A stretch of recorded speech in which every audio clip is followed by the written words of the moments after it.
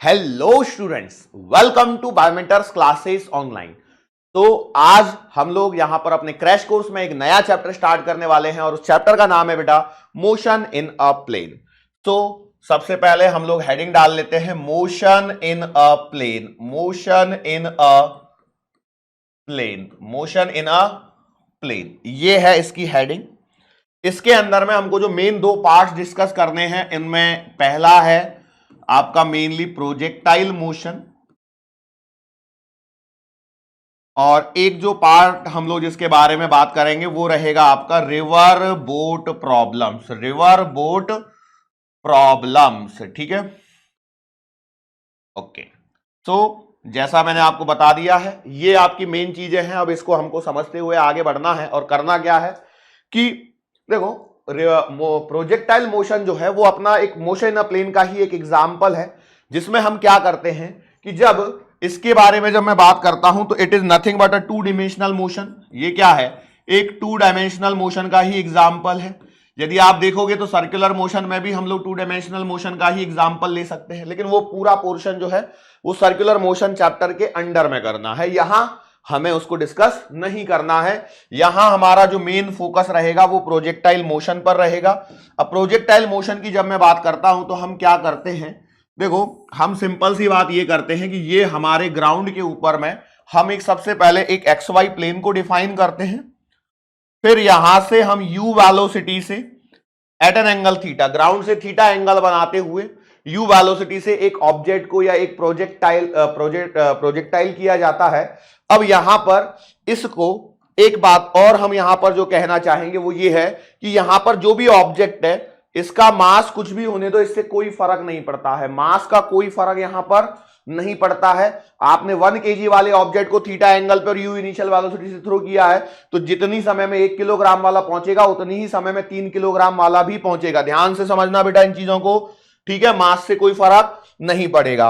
अब हम इस मोशन को समझने के लिए हम एक बात और करते हैं, वो क्या है कि हम यहां पर जानते हैं कि ग्रेविटेशनल एक्सेलरेशन जी होगा हमेशा आपका डाउनवर्ड डायरेक्शन में, इसलिए उसको भूलें नहीं, उसलिए उसको भूलें नहीं। ये एक इंपॉर्टेंट बात बता दी। अब क्या है, देखो ये पार्टिकल आपका प्रोजेक्टाइल करते हुए ऐसे कहीं जाकर ग्राउंड पे टकराएगा। जब ग्राउंड पे टकराएगा तो ये जो मैक्सिमम हॉरिजॉन्टल डिस्टेंस है इसे यहां पर रेंज कहा जाएगा, कैपिटल आर। इस प्रोजेक्टाइल के अंदर में जो पार्टिकल मैक्सिमम हाइट अचीव करता है वो आपकी मैक्सिमम हाइट, यहां से यहां तक पहुंचने में जो उसने टाइम लगाया है उसे टाइम ऑफ फ्लाइट कहेंगे। और इन छोटी छोटी चीजों के फॉर्मूले आपको पता होने चाहिए।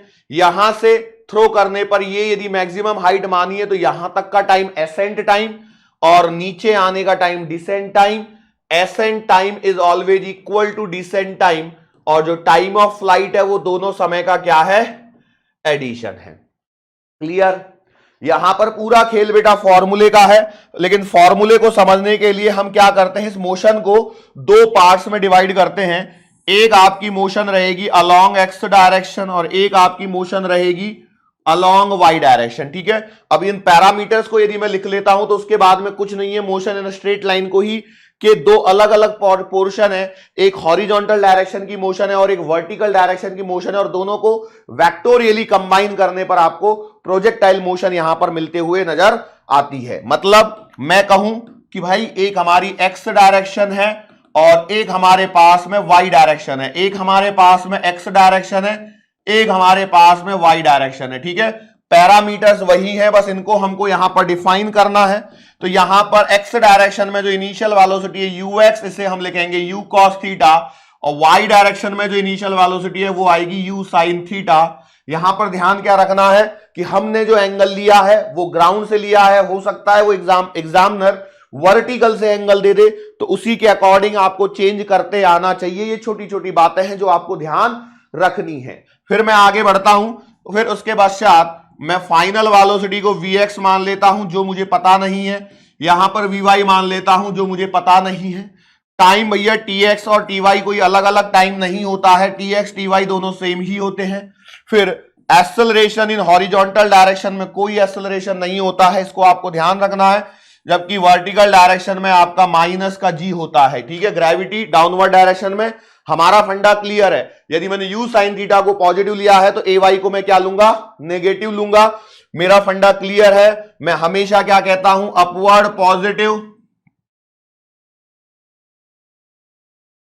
अपवर्ड पॉजिटिव डाउनवर्ड नेगेटिव, इसी बेसिस पर हम सवालों को सॉल्व करते हैं। और जहां से मोशन स्टार्ट होती है वो आपका ओरिजिन वाला पॉइंट हो जाता है u v t। और अब हमारे पास में sx है, इसे मैं x मान लेता हूं, और sy जो है इसे मैं y मान लेता हूं। अब यहां पर आपको तमाम चीजों को कैलकुलेट करते हुए चलना होता है, ठीक है। अब मैं आपको बता दूं, इस पूरे प्रोजेक्टाइल मोशन में आपको क्या करना है, इक्वेशंस बनाते हुए चलना है। जैसे मैं यहां पर कहूं कि Vx बराबर, तो देखो आप सबसे पहले तो 3 इक्वेशंस लिख लो। पहले तो कौन कौन सी 3 इक्वेशंस आपके पास में कौन सी आएंगी भाई? एक तो आएगी v बराबर का u प्लस का at, एक आएगी s बराबर का ut प्लस का हाफ at स्क्वायर, और एक आएगी v स्क्वायर बराबर का u स्क्वायर प्लस का 2as। अब इनको आपको x और y डायरेक्शन में डिवाइड करना है, तो आप लिखोगे vx बराबर का ux प्लस का ax इंटू tx तो मत ही लिखो, t ही रहने दीजिए बार बार, और sx बराबर या x बराबर ux t प्लस का हाफ ax t स्क्वायर, और vx स्क्वायर बराबर ux स्क्वायर प्लस का 2ax और sx।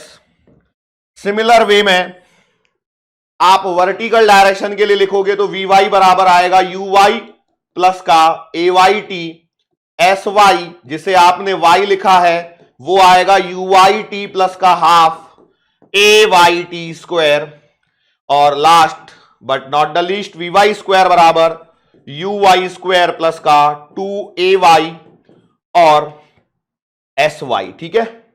ये हमने यहां पर इक्वेशंस लिख दी। अब इन इक्वेशंस के बेसिस पर यदि आप देखते हो तो ये ax 0 होने के कारण आपका vx बराबर ux आता है, बराबर। फिर यहां से x बराबर ux इंटू टी आता है। 2 इक्वेशंस आपको यहां से सीधी सीधी मिल जाती हैं, इससे कोई फायदा नहीं है, vx बराबर ux मिलेगा। फिर यहां पर आपको अलग अलग इक्वेशंस मिलेंगी, ठीक है। अब हम मेन चीजों पर जब डिस्कशन करते हैं तो मैं आपको पहले बोलता हूं कि लेट से हम किसी भी समय पर कुछ चीजों के बारे में बात करते हैं तो क्या है समझते हैं। मान के चलो मैं यहां पर यह कहता हूं कि किसी समय t पर आपका पार्टिकल यहां पर पहुंचा है, किसी समय t पर आपका पार्टिकल यहां पहुंचा है, तो इस समय इसकी वेलोसिटी हॉरिजॉन्टल डायरेक्शन में वेलोसिटी vx होगी, वर्टिकल डायरेक्शन में वेलोसिटी v होगी, और फाइनल वेलोसिटी v होगी, ठीक है। तो ये कैसे निकालेंगे भाई? तो भैया हमारे पास में आ जाएगा कैसे, vx will be equals to, but फटाफट ये निकालने का तरीका बता रहा हूं। vx बराबर आएगा ux बराबर आएगा u cos थीटा, vy बराबर आएगा uy प्लस का ayt। तो यहां से आप vy बराबर निकालेंगे u sin थीटा माइनस का gt, ये आपने vy निकाल लिया, ये आपने vx निकाल लिया। तो v बराबर आएगा under the root of vx square plus का vy स्क्वायर। सो v बराबर आएगा under the root of ux मतलब u cos थीटा का होल स्क्वायर और प्लस का u sin theta minus gt का होल स्क्वायर, ठीक है। ये मेन इक्वेशन भले ही मैंने बता दी है आपको, लेकिन इसको सॉल्व करके आगे आपको लिखते आना चाहिए। तो ये जो v बराबर आएगा अंडर द रूट ऑफ, देखो u cos थीटा और u sin स्क्वायर थीटा का मतलब एक तो u स्क्वायर आएगा प्लस का g स्क्वायर t स्क्वायर आएगा माइनस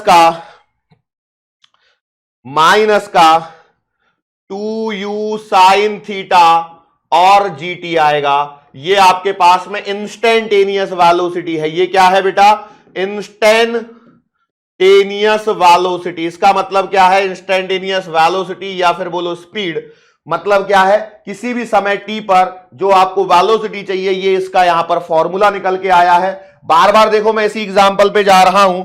हम ये कहते हैं, मान लो कि भैया यहां से इसने बनाया है अल्फा एंगल, तो अल्फा क्या लिखा जाएगा किसी भी समय पर? तो अल्फा बराबर आएगा tan inverse of vy upon vx। ये डायरेक्ट सवाल बनते हैं बेटा, तो आपको निकालते आना चाहिए, ऐसा नहीं है कि इसको रटते बैठोगे। u sin थीटा माइनस का gt upon u cos theta. किसी भी समय t पर पार्टिकल ने x एक्सिस के साथ में या हॉरिजॉन्टल के साथ में कितना एंगल बना रहा है, तो अल्फा। इस पे सवाल आ सकता है।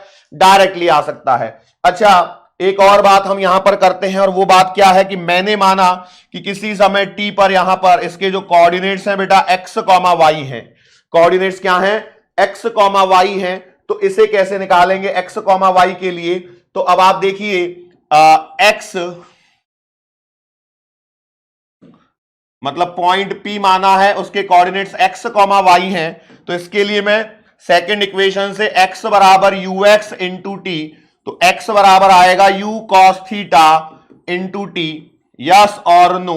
और y के लिए आप निकालोगे y बराबर uy माइनस का हाफ gt स्क्वायर, या फिर y बराबर का u sine theta into T minus का हाफ gt स्क्वायर। यहां से आपको y कोऑर्डिनेट मिल जाएगा।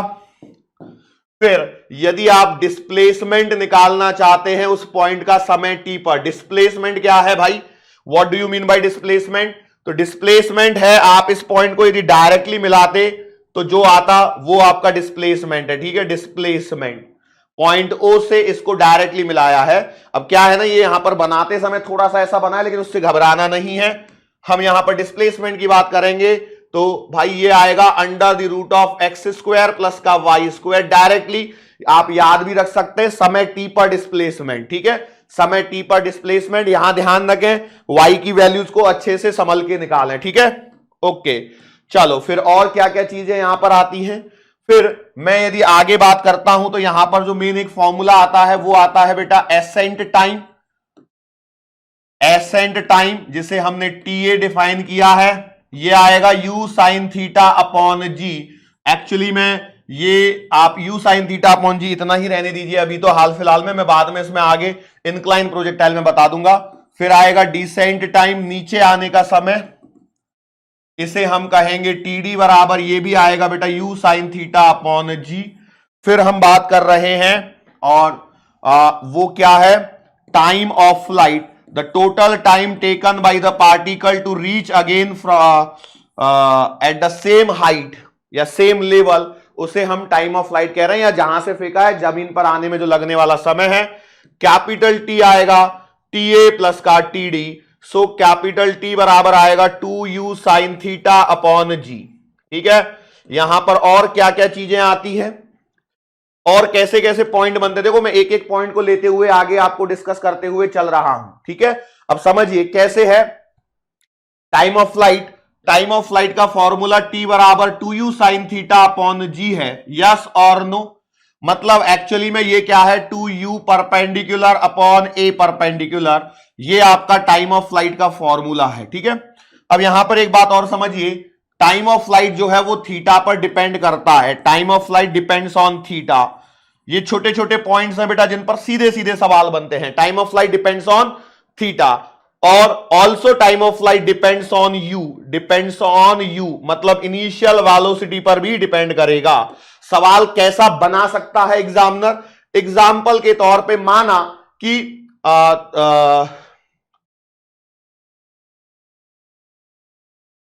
चिंकी ने क्या किया? एक बॉल को 30 मीटर प्रति सेकंड की रफ्तार से,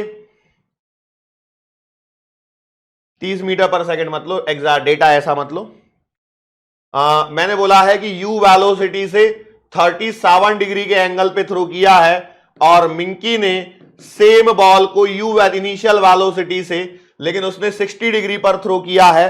तो भैया which object will take more time? सवाल कैसा बनेगा?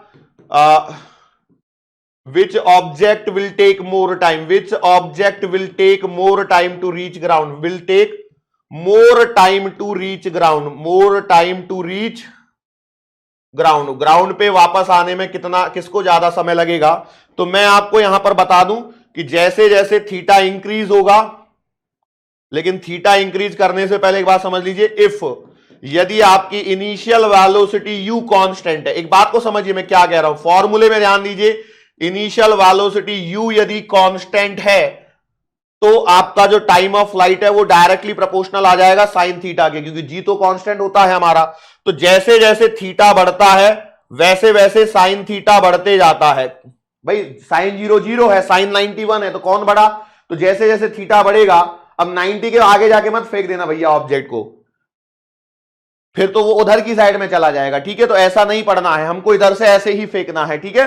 तो थीटा बढ़ेगा तो साइन थीटा बढ़ेगा, और साइन थीटा बढ़ेगा तो it implies time of flight बढ़ेगा, और टाइम ऑफ फ्लाइट बढ़ेगा मतलब ऑब्जेक्ट को ग्राउंड पर वापस पहुंचने में ज्यादा समय लगेगा। क्या ये एग्जांपल और पॉइंट क्लियर है? एकदम शॉर्ट में नोट करके रखना है अपने उसमें। जो आपको कीनोट्स मिले होंगे उसमें प्रिंट आउट मार लीजिएगा, 7-8 पन्नों के होंगे, लेकिन उसके अलावा भी कुछ जो चीजें मैं यहां पर बता रहा हूं उनको साथ में नोट डाउन करें। क्या थीटा बढ़ेगा तो ऐसा आएगा। एक एग्जाम्पल मैं और करा देता हूं, एक चिंकी है, चिंकी ने एक ऑब्जेक्ट को 10 मीटर पर सेकंड से फेंका है एट एंगल थीटा, और फिर मिंकी ने फेंका है, मिंकी ने भी क्या किया है, इसको 20 मीटर पर सेकंड से फेंका है, और एंगल अभी भी क्या है बेटा, सेम है। तो वही टाइम ऑफ फ्लाइट का रिलेशन है, टाइम ऑफ फ्लाइट का रिलेशन यहां पर क्या आएगा, तो आप क्लियरली देख सकते हैं u बढ़ेगा तो it implies time of flight भी यहां पर बढ़ेगा। थीटा कांस्टेंट है तो कंडीशन क्या है, थीटा क्या है यहां पर, कांस्टेंट है। थीटा क्या है यहां पर, कांस्टेंट है, तो ऐसा होगा। क्लियर है? कोई दिक्कत? सवाल में साथ में ही बता रहा हूं हर एक टाइप का एग्जांपल। इसमें एक और सवाल यहां पर बन सकता है, और वो क्या है, देखिए यहां पर ऐसे दे रखा है, एक ऑब्जेक्ट को इधर से थ्रो किया है, एंगल है θ1, और एक ऑब्जेक्ट को यहां पर थ्रो किया गया है और इसका एंगल है θ2, ठीक है। ग्रीन कलर और व्हाइट कलर देखिए, ये बड़ा वाला एंगल, या फिर मैं इसको थोड़ा सा इधर बना देता हूं, पूरा जो है वो θ2 है, और सवाल में उन्होंने बोला है कि ये भी u से फेंका है, ये भी u से फेंका है, और फिर बोला है इसके लिए टाइम ऑफ फ्लाइट है t1, इसके लिए टाइम ऑफ फ्लाइट है t2, और यदि आपको 4 ऑप्शन दे दे, ऑप्शन नंबर ए t1 बराबर t2, option number B t1 greater than t2, option number C t1 less than t2, option number D t1 less than और इक्वल टू t2, ऐसे 4 option में यदि सवाल आता है तो भी आपको करते आना चाहिए। क्लियर सी बात है। टाइम ऑफ फ्लाइट का फॉर्मूला है 2u sin थीटा अपॉन जी। बोलो भाई सही है कि नहीं? सर आप मुझसे हमसे बात नहीं कर रहे, देखो बात करके कोई भला नहीं होना है। आपको हो सकता है थोड़ा सा बोर लगे कि आदमी बोरिंग पढ़ा रहा है, लेकिन एक बात समझो, काम का कंटेंट क्रैश कोर्स है, हमें प्यार मोहब्बत वाली बातें नहीं करनी है, हमें अपने एग्जाम को निकालना है, हमको एक अच्छे कॉलेज में हमारा एडमिशन चाहिए, उसके लिए हम मेहनत कर रहे हैं। तो देखो क्लियर सी बात है, θ2 क्या है, ग्रेटर देन θ1 है, इसका मतलब साइन θ2 जो है वो ग्रेटर देन साइन θ2 आएगा, तो इसका मतलब t2 ग्रेटर देन t1 आएगा, क्योंकि u तो कांस्टेंट है, ठीक है। सवाल ऐसे बना सकता है, मैं आपको आगे आगे तक ले जाकर के सवाल यहां पर बना के दिखा रहा हूं। मैंने पहला पॉइंट कवर किया है और उस पॉइंट का नाम है टाइम ऑफ फ्लाइट। हालांकि मैं आपके पॉइंट के कोऑर्डिनेट निकलवाना सिखा चुका हूं और इंस्टेंटेनियस वेलोसिटी भी निकलवाना यहां पर सिखा चुका हूं, ठीक है। आगे हम बात करते हैं, और अगला जो मेन टॉपिक हम बात करेंगे वो है बेटा आपका रेंज। रेंज का मतलब क्या है? सो भाई रेंज का मतलब है the maximum horizontal distance covered by an object या projectile. The maximum horizontal distance covered by projectile, ठीक है। ओके, अब इसका फॉर्मूला क्या है? देखो अब हम डेरिवेशन नहीं करेंगे, जाहिर सी बात है। तो रेंज का फॉर्मूला होता है u स्क्वायर साइन 2θ अपॉन जी। इसको अलग अलग फॉर्मेट में मैं आपको लिख के दिखा रहा हूं।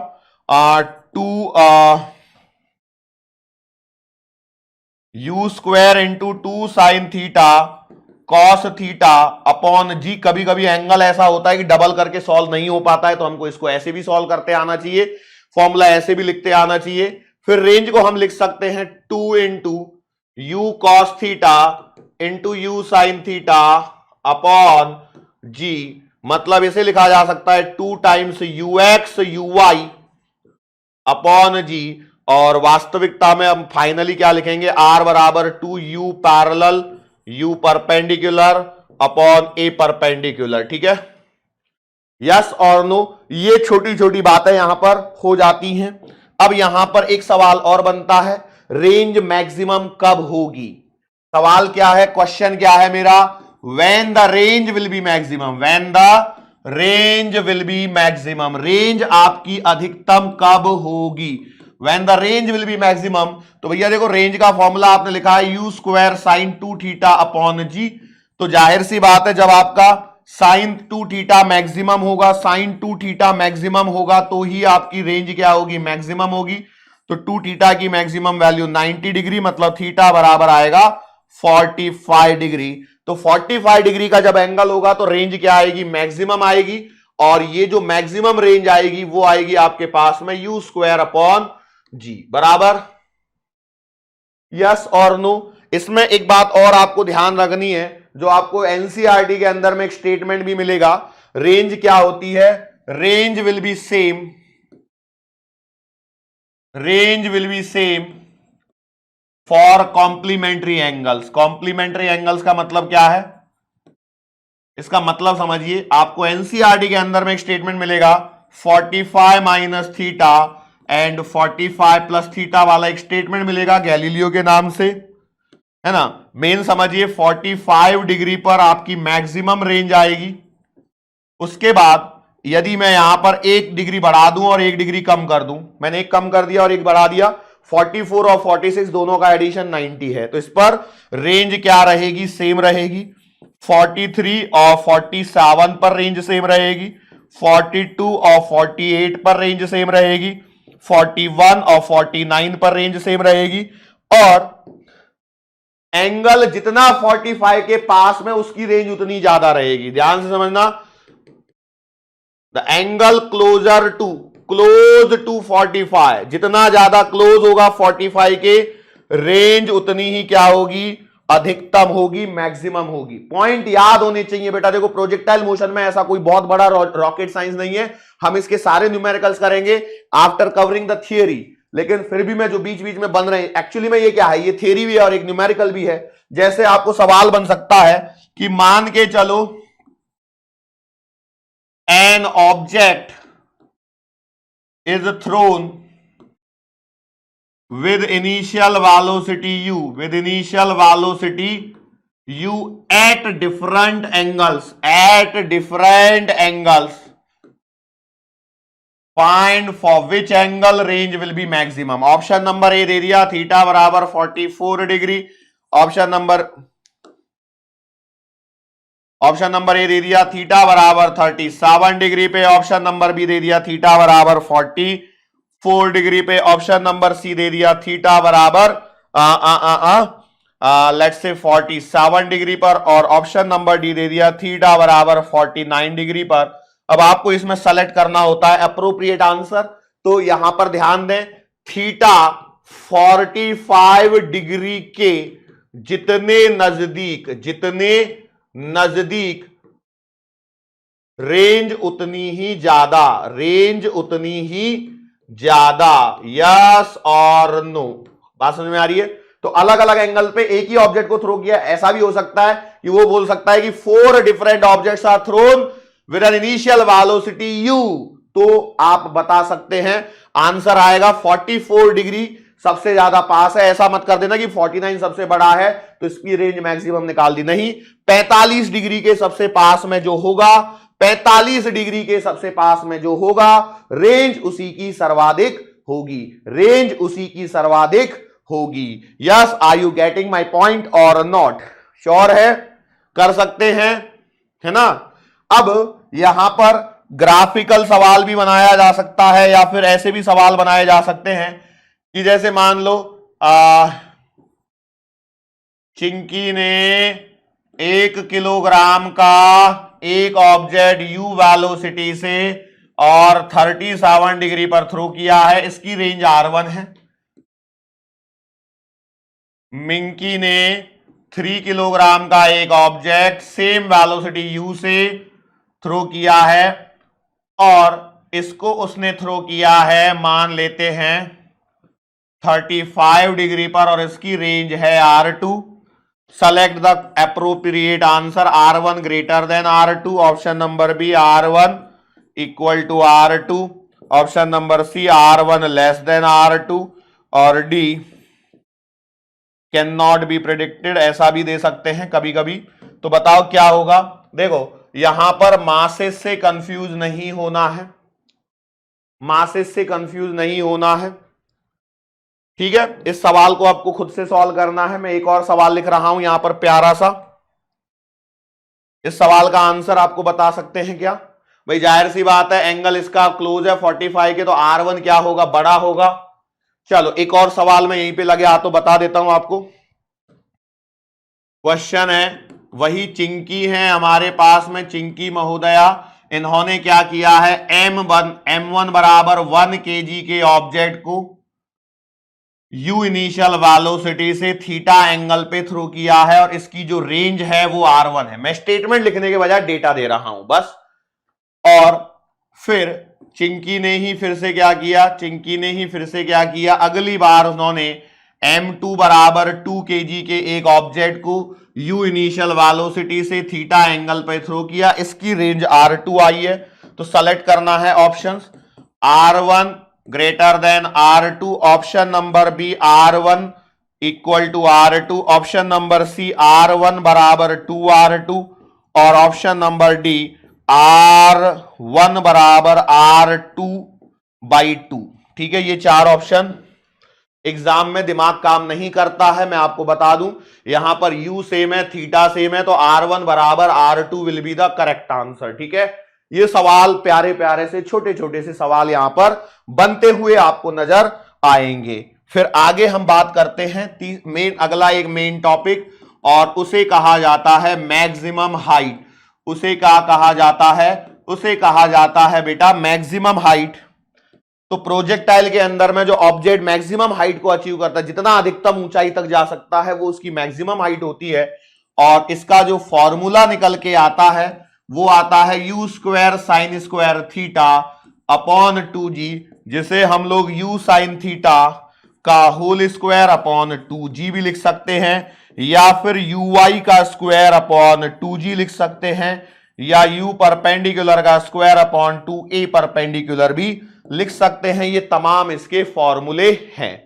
ठीक है, यहां पर भी ध्यान दें, थीटा यदि मैं u क्या है, कांस्टेंट है, यदि इनिशियल वेलोसिटी को कांस्टेंट कर दिया जाए तो थीटा बढ़ाने पर आपका h मैक्सिमम की वैल्यू बढ़ती है, हाइट क्या होती है, बढ़ती जाती है। ठीक है, थीटा बढ़ाने पर हाइट क्या होगी, बढ़ती जाएगी। और थीटा बराबर 90 डिग्री पर h मैक्सिमम मिलेगा, बराबर है। और वो कितना आएगा, h बराबर आएगा u स्क्वायर अपॉन 2g। ये वो है जो मोशन इन स्ट्रेट लाइन में आप मोशन अंडर ग्रेविटी वाला है फॉर्मूला। ठीक है, क्लियर है क्या? ये सारी चीजें हैं। और थीटा जीरो कर दोगे तो वो आगे जाए, ऊपर ही नहीं जाएगा। फिर थीटा जीरो मतलब तो वो आपका स्ट्रेट लाइन का मोशन हो चुका है, स्ट्रेट लाइन का मोशन हो चुका है। मैं उम्मीद करता हूं कि ये वाला पॉइंट आपको समझ में आया होगा, ये वाला पॉइंट आपको समझ में आया होगा। क्लियर है? यदि ये पॉइंट क्लियर है तो अब यहां पर भी ऐसे ही डिफरेंट सवाल मैं बना सकता हूं। एक काम करते हैं, एक एग्जांपल में मैं आपको बता देता हूं। लेट्स से हमने क्या किया है, एक ऑब्जेक्ट को 50 मीटर पर सेकंड से 37 डिग्री के एंगल पे थ्रो किया है। क्या आप सारा डेटा कैलकुलेट कर सकते हो? तो यहां पर देखो ux बराबर आएगा 50 cos 37 और वो आएगा 50 इंटू 4/5 मतलब 40 मीटर पर सेकंड। और uy जो आएगा वो आएगा 50 साइन 37 मतलब 50 इंटू 3/5 मतलब आएगा 30 मीटर पर सेकंड। ठीक है, बोर तो नहीं हो रहा है? बोर तो नहीं हो रहा है? बताओ भाई। तो देखो ये वाला आ गया 40 मीटर पर सेकंड, इधर में आ गया 30 मीटर पर सेकंड। तो आप सारी चीजें यहां पर कैलकुलेट कर सकते हैं, एक एक करते हुए करना है कैलकुलेट। चलो मैं आपसे पूछता हूं सवाल कि भैया मैक्सिमम हाइट पर जब पहुंचेगा तो कितना टाइम लगेगा? तो एसएन टाइम आएगा u साइन थीटा अपॉन जी। अब यहां ध्यान रखना u साइन थीटा की वैल्यू ही 30 आपने निकाली हुई है, तो आंसर आएगा 30/10 मतलब 3 सेकेंड। तो जितना एसएन टाइम है उतना ही क्या आएगा, डिसेंट टाइम आएगा, जो कि 3 सेकेंड ही रहेगा। फिर मैं आपसे पूछ सकता हूं time of flight 2u sin theta upon g, मतलब आंसर कितना आएगा, सॉल्व करोगे तो 6 सेकेंड इसका आंसर यहां पर आएगा। फिर क्या पूछ सकता हूं मैं आपसे, यहां पर रेंज पूछ सकता हूं। रेंज का सवाल है तो u square sin 2 theta upon g से करोगे, या मेरे हिसाब से 2ux uy अपॉन जी से करोगे? बताओ। तो मुझे लगता है कि आपको इससे करना चाहिए, और चूंकि जब आप इससे करने जाओगे तो r बराबर आएगा 2 इंटू 40 इंटू 30 अपॉन जी को 10 ले लो, तो रेंज कितनी आएगी? 0 से 0 कैंसल, 4 दूना 8, 4 दूना 8, 16 8 की 24, 240 मीटर यहां पर रेंज आ जाएगी। फिर आप यहां पर मैक्सिमम हाइट यदि आप निकालते हो तो H maximum height attained by the projectile in this motion वो कितनी आएगी? तो वो आएगी आपके पास में you square sine square theta upon 2g, मतलब यू साइन थीटा का स्क्वायर, यू साइन थीटा मतलब 30 है, तो 30 का स्क्वायर अपॉन 2 इंटू जी मतलब 10, तो 3 3 900 बटे 2 इंटू 10, 0 काट दो तो आंसर आएगा 45 मीटर। मतलब जब 240 मीटर जा रहा है उस समय वो 45 मीटर की मैक्सिमम हाइट को अटेंड करेगा, या इस प्रोजेक्टाइल की जो हाइट है वो 45 मीटर यहां पर रहने वाली है, 45 रहने वाली है। अच्छा, मैक्सिमम हम इसको कितना दूर फेंक सकते हैं ये सवाल पूछ सकता हूं मैं, या फिर मैं पूछ सकता हूं कि मैं पूछ लूं find position of particle at T बराबर 1 सेकेंड। वैसे मैं आपको बता दूं, एग्जामिनर यदि आपसे, मैंने 1 सेकेंड के लिए पूछ लिया, लेकिन एग्जामिनर क्या करेगा? एग्जामिनर आपसे पूछेगा एट टी बराबर 3 सेकेंड। पता है आपको ये 3 सेकेंड क्यों दिया है उसने? हमेशा ध्यान रखना जब ऐसा सवाल हो तो पहले टाइम ऑफ फ्लाइट निकालना। तो 3 सेकेंड वाले में केस में होने वाला क्या पता, ये ऐसे गया, समझिए बात को, ये ऐसे गया, ठीक है। जब ये ऐसे जाएगा, जब ये ऐसे जाएगा तो भैया देखो ये इसका मैक्सिमम हाइट वाला पॉइंट है, तो t बराबर 3 सेकेंड पर वो यहां होगा, t बराबर 3 सेकेंड पर वो यहां होगा, और ये जो दूरी है वो रेंज की आधी हो जाएगी, और ये आपका h मैक्सिमम ही रहेगा। तो t बराबर 3 सेकेंड पे रेंज का आधा मतलब 120 और 45, तो t बराबर 3 सेकेंड पे x बराबर आएगा 120 मीटर और y बराबर 45 मीटर। मतलब यहां पर जो कोऑर्डिनेट लिखे जाएंगे वो 120,45 लिखे जाएंगे, यदि सवाल पूछा तो। जनरली ऐसा पूछते हैं, लेकिन मैं आपको 1 सेकेंड का भी करवा रहा हूं। तो x सेकेंड के लिए x बराबर आएगा ux इंटू टी, ux कितना है? 40 इंटू 1 मतलब 40 मीटर, और y बराबर आएगा uy टी माइनस का half G T square. ui कितना है? 30 इंटू 1 माइनस का हाफ इंटू 10 इंटू 1 का स्क्वायर। सीधा सीधा फॉर्मूला 30 माइनस का 5 मतलब आएगा 25 मीटर। मैं यदि इस पॉइंट को P मान लूं तो इस पॉइंट P के जो कोऑर्डिनेट आएंगे वो आएंगे बेटा 40,25। यदि मैं यहां पर एक सवाल और पूछ सकता हूं आपसे, डिस्प्लेसमेंट। मैंने क्या पूछा है यहां पर? पोजीशन। तो ये पोजीशन आ गया। यदि मैं इसका वेक्टर लिखना चाहूं तो मैं ओपी वेक्टर क्या लिख सकता हूं? 40 आई कैप प्लस का 25 जे कैप बराबर, ये वेक्टर फॉर्म में। एक्स कोऑर्डिनेट और वाई कोऑर्डिनेट बस मैंने कैलकुलेट किया है, इससे ज्यादा और कुछ नहीं है, ठीक है। एक्स डायरेक्शन में एक्सेलरेशन 0 होता है, ध्यान रखें, ठीक है। एक्स डायरेक्शन में एक्सेलरेशन नहीं होता है, हॉरिजॉन्टल एक्सेलरेशन 0 होता है, इसलिए हमेशा ऐसा ही चलता रहेगा। आगे यदि मैं बात यहां पर कर दूं तो मैंने पूछा आपसे डिस्प्लेसमेंट बताओ, तो डिस्प्लेसमेंट आएगा अंडर द रूट ऑफ 40 का स्क्वायर प्लस का 25 का स्क्वायर, 4 चौका 1600 और प्लस का 625, मतलब 16 और 6 2225, ठीक है। क्लियर है ना? अब इसका रूट आप निकाल लेना अप्रोक्सीमेटली। और मैं क्या पूछ सकता हूं? और मैं पूछ सकता हूं क्वेश्चन में फाइंड वेलोसिटी एट टी बराबर 1 सेकेंड। एग्जामिनर का फेवरेट रहेगा एट टी बराबर 3 सेकेंड। पता है आंसर क्या है इसका? टी बराबर 3 सेकेंड पर पार्टिकल कहां होगा?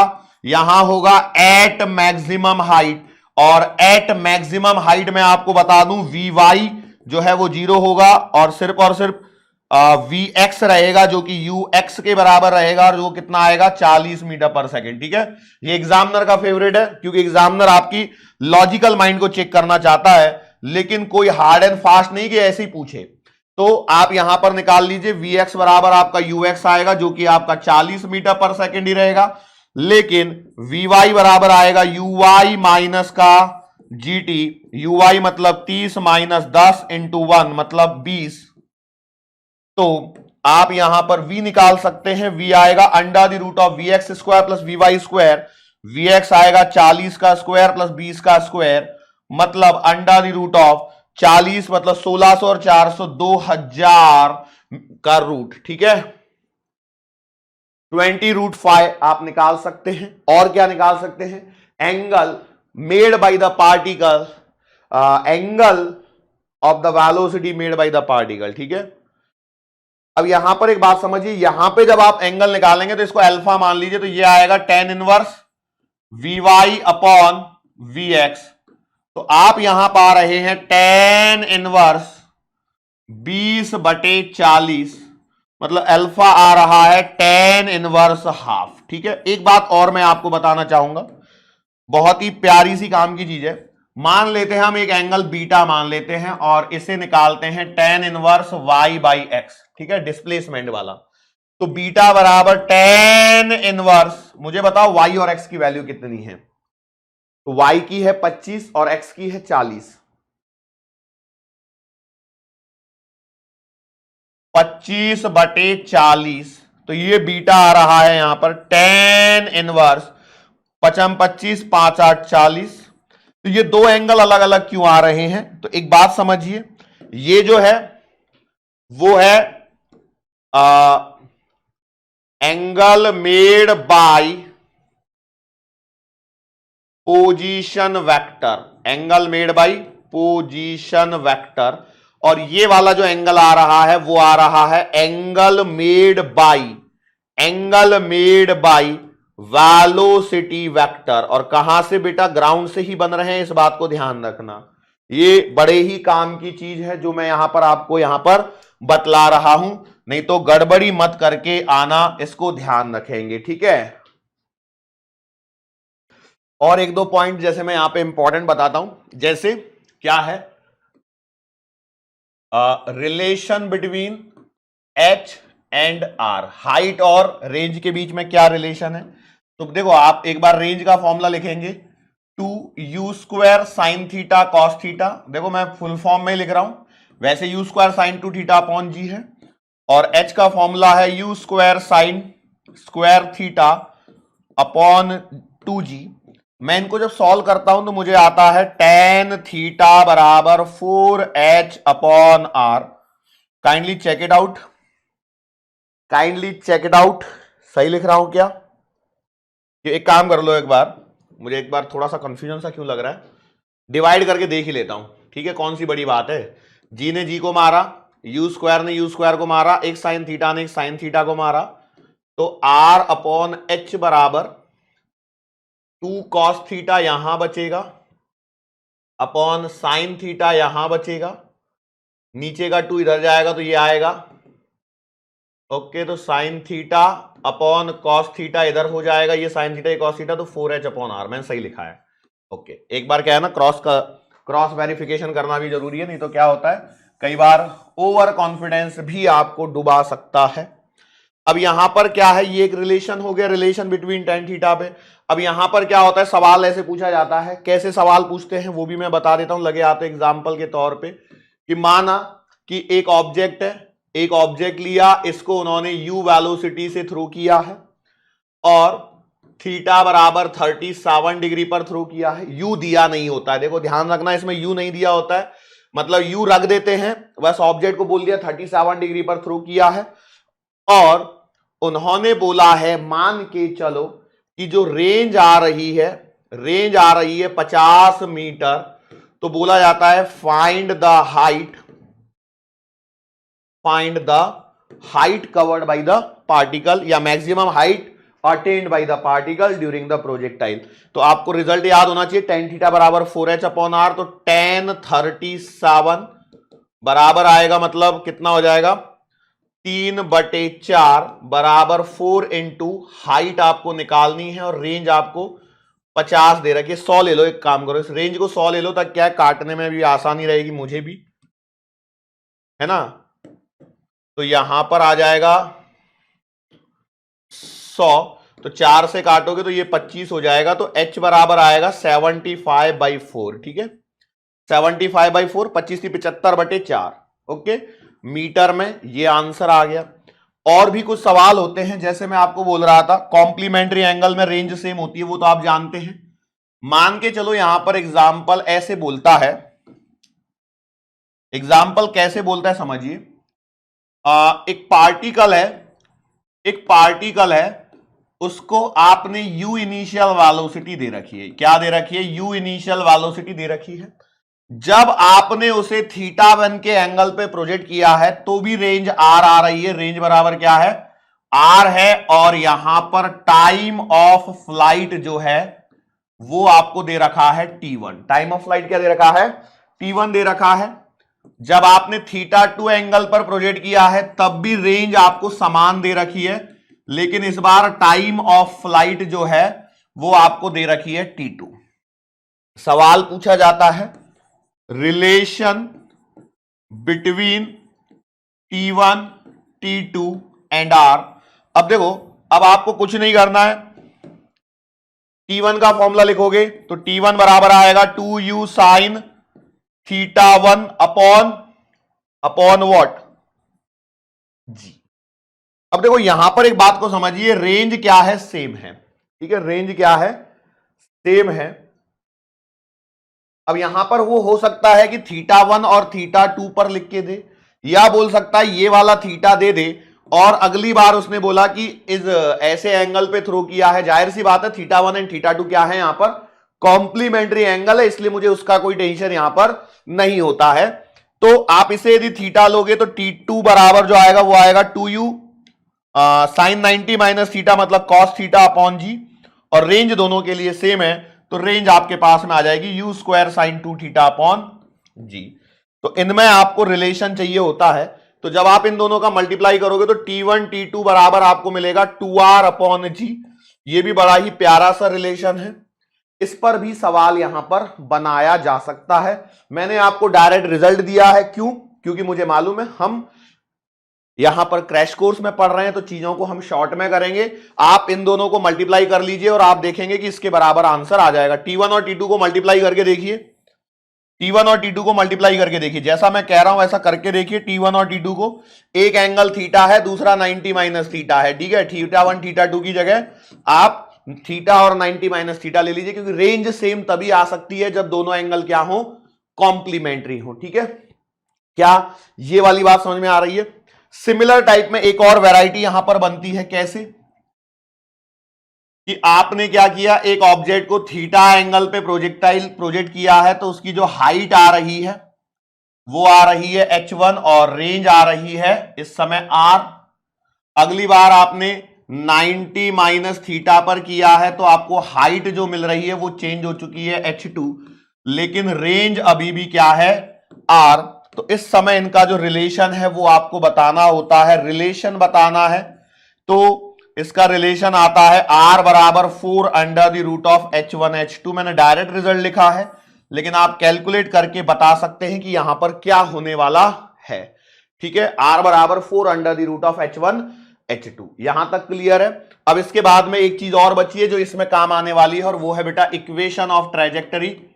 हालांकि मैं और भी कुछ चीजें आपसे पूछ सकता हूं, वो भी मैं आपको यहां पर लगे हाथों बता देता हूं। इक्वेशन ऑफ ट्रेजेक्टरी, तो एक इक्वेशन आती है y बराबर x tan theta minus g x square upon 2u square cos square theta. और इसको जब हम लोग यहां से tan थीटा कॉमन ले लेते हैं तो एक और बनती है y बराबर x tan theta 1 minus x upon capital R। ये इक्वेशन ऑफ ट्रेजेक्टरी, ये कब यूज करनी होती है? जनरली आपको क्या दिया जाता है? देखो मैं आपको बता दूं इन सवालों में क्या होता है। ये सवाल कैसे आइडेंटिफाई करना है कि मुझे इसी से करना है, x, या बोल सकता है सवाल कुछ कुछ ऐसा रहेगा, find height at distance x if projected at theta and range is capital R। ठीक है, ये टाइप की वैरायटी इसमें आती है। अब हो सकता है वो ये भी बोल सकता है कि भाई y दे दे और x निकलवा ले, तो वो थोड़ा सा कॉम्प्लिकेटेड वाला थोड़ा सा हो जाता है, क्योंकि इसमें क्वाड्रेटिक इक्वेशन बनती है ना। तो दोनों में से जो भी आपको सूटेबल लगे, या फिर एक वैरायटी जो इसमें आती है वो क्या आती है, y बराबर का ax स्क्वायर प्लस का bx, इस फॉर्मेट में एक इक्वेशन दे रखी होती है और इसको फिर कंपेयर करके हम सॉल्व करते हैं। ये मैंने वैरायटी बताई है, अभी मैं सवाल नहीं करवा रहा हूं। सवाल हमारा जो एमसीक्यू जो लेक्चर्स होंगे उसमें मैं आपको लगभग हर एक वैरायटी का एक एक सवाल और फिर से कराने की कोशिश करूंगा, ठीक है। ये यहां तक हो गया। अब हम लोग आगे जो बढ़ेंगे तो इसमें हम लोगों को बात करनी है हॉरिजॉन्टल प्रोजेक्टाइल मोशन की। हॉरिजॉन्टल प्रोजेक्टाइल मोशन मतलब हम क्या कहने की कोशिश कर रहे हैं, देखो हम लोग ऐसे मान के चलिए क्या हो रहा है, हमारे पास में एक h हाइट का टावर है, पहले से आपके टावर की हाइट डिसाइडेड है। यहां से आप एक पार्टिकल को u इनिशियल हॉरिजॉन्टल वेलोसिटी से यहां पर क्या कर रहे हो, थ्रो कर रहे हो, ठीक है। u इनिशियल हॉरिजॉन्टल वेलोसिटी, मैं इसको ले लूंगी अभी की कुछ और चीजें बताऊं। एक काम करता हूं, रुको थोड़ा सा रुकते हैं बेटा, मैं कुछ चीजें और मैं यहां पर आपको बता दूं जो काम की है वो समझना। आपको ऐसे दिया हो सकता है, यहां से u वेलोसिटी थीटा एंगल,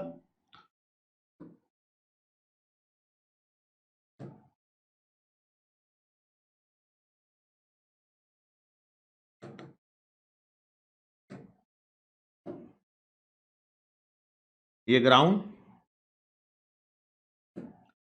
और ये आपका पार्टिकल यहां पे प्रोजेक्टाइल कर गया है, ठीक है। ये आपको दे रखी है u वेलोसिटी और थीटा एंगल। अब चीजें समझिए यहां पर क्या होता है, जैसे यहां आपको मालूम है ये ux आएगा और ये u cos थीटा रहेगा, ये यहां पर uy आएगा जो कि आपका u sin थीटा रहेगा, ठीक है। अब यहां पर कुछ सवाल जो हैं वो आपके आगे वाले टॉपिक से रिलेटेड कह सकते हो, या कुछ भी चीजें पूछी जा सकती है। जैसे यहां पर कुछ और चीजें आती है, जैसे आती है चेंज इन वेलोसिटी बताओ, एक आता है चेंज इन मोमेंटम बताओ, ठीक है, चेंज इन मोमेंटम। फिर आपसे पूछता है काइनेटिक एनर्जी या potential energy at some point, ठीक है। तो ये आपके तरीके हैं, या टोटल एनर्जी भी पूछ ले, मैं सवाल बना सकता हूं, आपको बता सकता हूं, लेकिन कहीं ना कहीं यहां पर मेहनत आपको लेनी पड़ेगी, क्योंकि देखो ये है ना ऐसा वास्ट टॉपिक है जिसको हम कितना भी खींच सकते हैं। अब जैसे मैंने आपको बताया ये टॉपिक मैंने यहां पे इंक्लूड कर लिया। अब आप सोचो चेंज इन वेलोसिटी, मैं पहला पॉइंट यदि मैं बोलता हूं तो मतलब मेरे पास है डेल्टा वी, मुझे डेल्टा वी चाहिए, तो जाहिर सी बात है ये वेक्टर क्वांटिटी होगी, तो वी फाइनल वेक्टर माइनस का वी इनिशियल वेक्टर, तो वी इनिशियल तो आपके पास में हमेशा है, वी फाइनल यदि आप निकाल दोगे तो काम हो जाएगा। दूसरा जो है, दूसरा पॉइंट जो है वो कहीं ना कहीं चेंज इन मोमेंटम के लिए है, तो चेंज इन मोमेंटम का मतलब क्या, मास इनटू डेल्टा वी, मास हो जाए तो change in velocity, change in momentum आप निकाल सकते हो। एनर्जी के लिए भी आप देखो, कहीं ना कहीं ये जो टॉपिक्स हैं वो ऐसे टॉपिक्स हैं, कुछ भी पूछ सकता है, या ऐसा पूछ सकता है मान के चलो कि भैया यहां से जब आपने थ्रो किया है तो इस समय जो इसकी एनर्जी है, बताया नहीं है काइनेटिक की क्या है, बस उसने बोला कि या हो सकता है बोल भी दे, उसने बोला एनर्जी है के या ई मान लो, पूछ सकता है वो, क्या पूछ सकता है, वो पूछ सकता है कि भैया यहां पर उसकी एनर्जी कितनी होगी। अब यहां पर वो एनर्जी भी पूछ सकता है, काइनेटिक एनर्जी पूछ सकता है, पोटेंशियल एनर्जी पूछ सकता है, कुछ भी पूछ सकता है। तो वे वैसे तो ये टॉपिक आगे चल के आपके वर्क एनर्जी पावर से रिलेटेड है, लेकिन कहीं ना कहीं ये प्रोजेक्टाइल से ही आगे जाके रिलेट होंगे, जिनको हमको वहीं उन्हीं चैप्टर्स में आपको देखना है। लेकिन मैंने आपको एक एग्जांपल्स की हिंट दे दी है कि और क्या क्या एग्जामिनर पूछ सकता है, तो इसलिए ऐसा ना करें कि सर ने तो पढ़ाया ही नहीं था, मैंने आपको बता दिया, लेकिन हम एनर्जी के बारे में यहां चर्चा नहीं करेंगे। जनरल सवाल होते हैं कि भैया यहां पर एक पार्टिकल है, उसको ई इनिशियल एनर्जी से थ्रो किया गया है, तो what will be it's kinetic energy at the highest point. तो भैया यहां पर आप क्या लिखोगे, तो यहां आप काइनेटिक जब आप लिखोगे तो ये आएगी half M U square cos square theta बराबर, अब थीटा कितना दिया उसके बेसिस पर है, कॉस थीटा की वैल्यू निकालो, उससे डिवाइड कर दो, स्क्वायर से मल्टीप्लाई कर दो, पोटेंशियल एनर्जी यहां कितनी आएगी, तो यहां आएगी एम जी और एच मैक्सिमम आपको निकालते आना चाहिए, तो पोटेंशियल एनर्जी यहां निकाल सकते हो। टोटल एनर्जी सेम ही रहेगी, जितनी यहां है उतनी ही यहां पर भी रहेगी। ठीक है, सवाल ऐसे ही बनाए जा सकते हैं, इसलिए इन पे ध्यान रखें। या मैं किसी भी इंस्टेंट पर पूछ सकता हूं, किसी भी इंस्टेंट पर काइनेटिक या पोटेंशियल एनर्जी भी पूछ सकता हूं, ये आपको ध्यान में रखना पड़ेगा। इनको नोट डाउन कर लीजिए कि भाई क्या क्या और पूछा जा सकता है। ठीक है, अब मैं आगे बढ़ के उसी पॉइंट को कवर करता हूं। कौन सा? तो हॉरिजॉन्टल प्रोजेक्टाइल मोशन वाला। ठीक है, तो अब आप यहां से आगे हॉरिजॉन्टल प्रोजेक्टाइल मोशन में आगे बढ़ रहे हैं। अब हॉरिजॉन्टल प्रोजेक्टाइल मोशन में क्या होगा भाई, तो देखो यहां पर आपको क्लियरली पता होना चाहिए कि आप क्या करने वाले हो। एक एच हाइट के टावर से, ध्यान से समझिए, हम क्या कह रहे हैं, एक एच हाइट के टावर से एक ऑब्जेक्ट को इनिशियल यू इनिशियल वेलोसिटी है, यू इनिशियल वेलोसिटी है, और ये है इन हॉरिजॉन्टल डायरेक्शन। कौन सी डायरेक्शन में है? In horizontal direction. इसमें मैं आपको बता दूं एक ही टाइप का एग्जांपल बनता है, वो बनता है बॉम्बार्डिंग वाला, जो बॉम्ब गिराए जाते हैं उसका बनता है। ठीक है, वही एग्जांपल बनता है। अब यहां पर क्या है कि ये हो गया ओरिजिन, तो यहां से ये आपका पार्टिकल ऐसे गिरने वाला है, बॉम्ब गिरेगा। तो अब आपको इसमें सवाल क्या क्या बनते हैं कि भाई कहां जाके गिरेगा। मैं मान सकता हूं किसी समय टी पर यदि पार्टिकल यहां पर है तो ये इसका वेलोसिटी वेक्टर हो गया, ये इसका vx कंपोनेंट हो जाएगा, ये इसका vy कंपोनेंट हो जाएगा, है कि नहीं। ये कितना एंगल बना रहा है मैंने अल्फा मान लिया। फिर हो सकता है मैं यहां से इसका डिस्प्लेसमेंट पूछ लूं आपसे, तो देखो इस बार जरा लाइन अलग आई है, तो ये आपका डिस्प्लेसमेंट हो सकता है डेल्टा आर वेक्टर, बराबर। तो ये सारी तमाम चीजें हैं। अब इसमें क्या है, ओरिजिन आपने उसको माना हुआ है। कहानी वही चलेगी, हॉरिजॉन्टल मोशन और वर्टिकल मोशन, कहानी वही चलेगी आपकी। कौन सी वाली? Horizontal motion. अच्छा, एक बात मैं आपको बताना चाहूंगा, वो क्या है पता है, यदि आप इस लेक्चर को, मेरा मानना यह है कि 3 से 4 हिस्सों में देखें। 3 से 4 हिस्से कौन कौन से? तो पहला जो हिस्सा है, जो अभी हम लोगों ने ऑब्लिक प्रोजेक्टाइल मोशन जो देखी थी, जो शुरुआत से अभी तक का लेक्चर है, उसको यहां तक को देखें, यहां से रिलेटेड सवालों को प्रैक्टिस करें, थोड़ा सा एनालाइज करें, थोड़ा सा ब्रेक लें, थोड़ा सा ब्रेक लें, जानबूझ के लें बेटा, अपने मन को थोड़ा सा रिलैक्स करें, माइंड को रिलैक्स करें, और देन यहां से चालू करें। नहीं तो क्या होगा, थोड़ा सा कंफ्यूजन हो सकता है, कोई जरूरी नहीं कि होगा ही होगा सबको। देखो यहां पर है ux, फिर आएगा tx जो कि t होगा, ax, sx, और क्या रहेगा u और vx। ठीक है, ऐसे यहां पर क्या आएगा, uy, ty जो कि बराबर t ही होने वाला है, ay, sy और vy। ठीक है, अब यहां पर फिर से आपको क्या समझना है, इंपॉर्टेंट।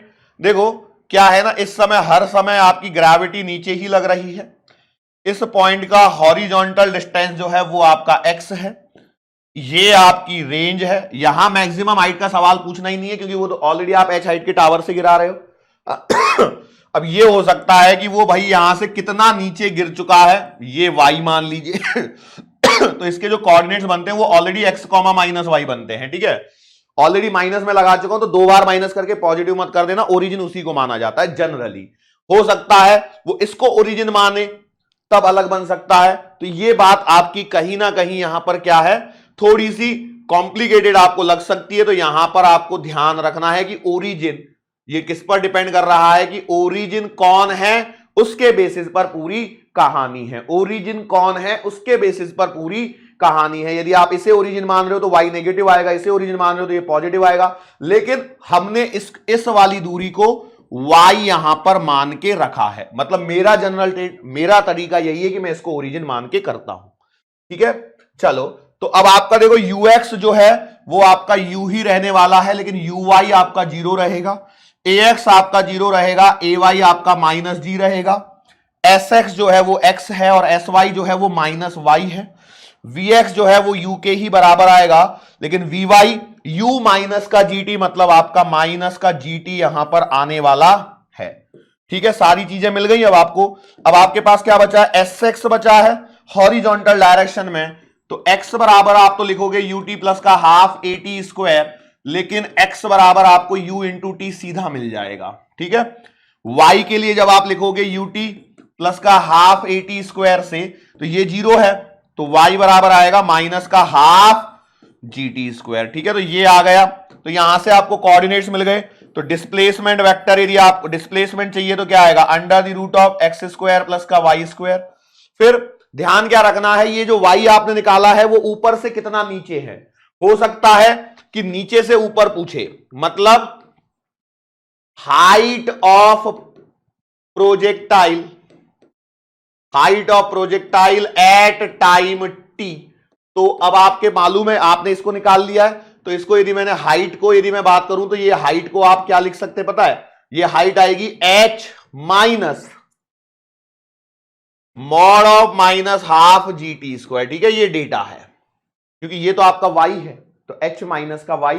ध्यान से करना बेटा, चीजों में गलती मत करना, बहुत ज्यादा हड़बड़ी मत करना, ये यहां पर टॉपिक बनते हैं, है ना।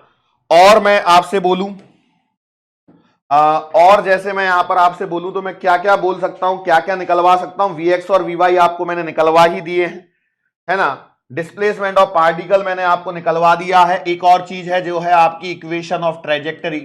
अब इस बार जो इक्वेशन ऑफ ट्रेजेक्टरी है वो बहुत ही छोटी सी बनेगी और बड़ी ही आसान सी भी यहां पर रहने वाली है, और वो आएगी बेटा y बराबर का gx square upon 2u square. ठीक है सर, मुंह इधर कर लो, क्या पीटी पीट दिख रही है, क्या कर रहे हो, समझ में नहीं आ रहा, एक्सप्रेशन तो दो कुछ, स्माइल। ओके चलो, तो इक्वेशन ऑफ ट्रेजेक्टरी क्या है, y बराबर gx square upon 2u square. इसमें सवाल कैसा बनता है, देखो यही मेन चीज है, इससे ज्यादा इसमें और कुछ भी नहीं है।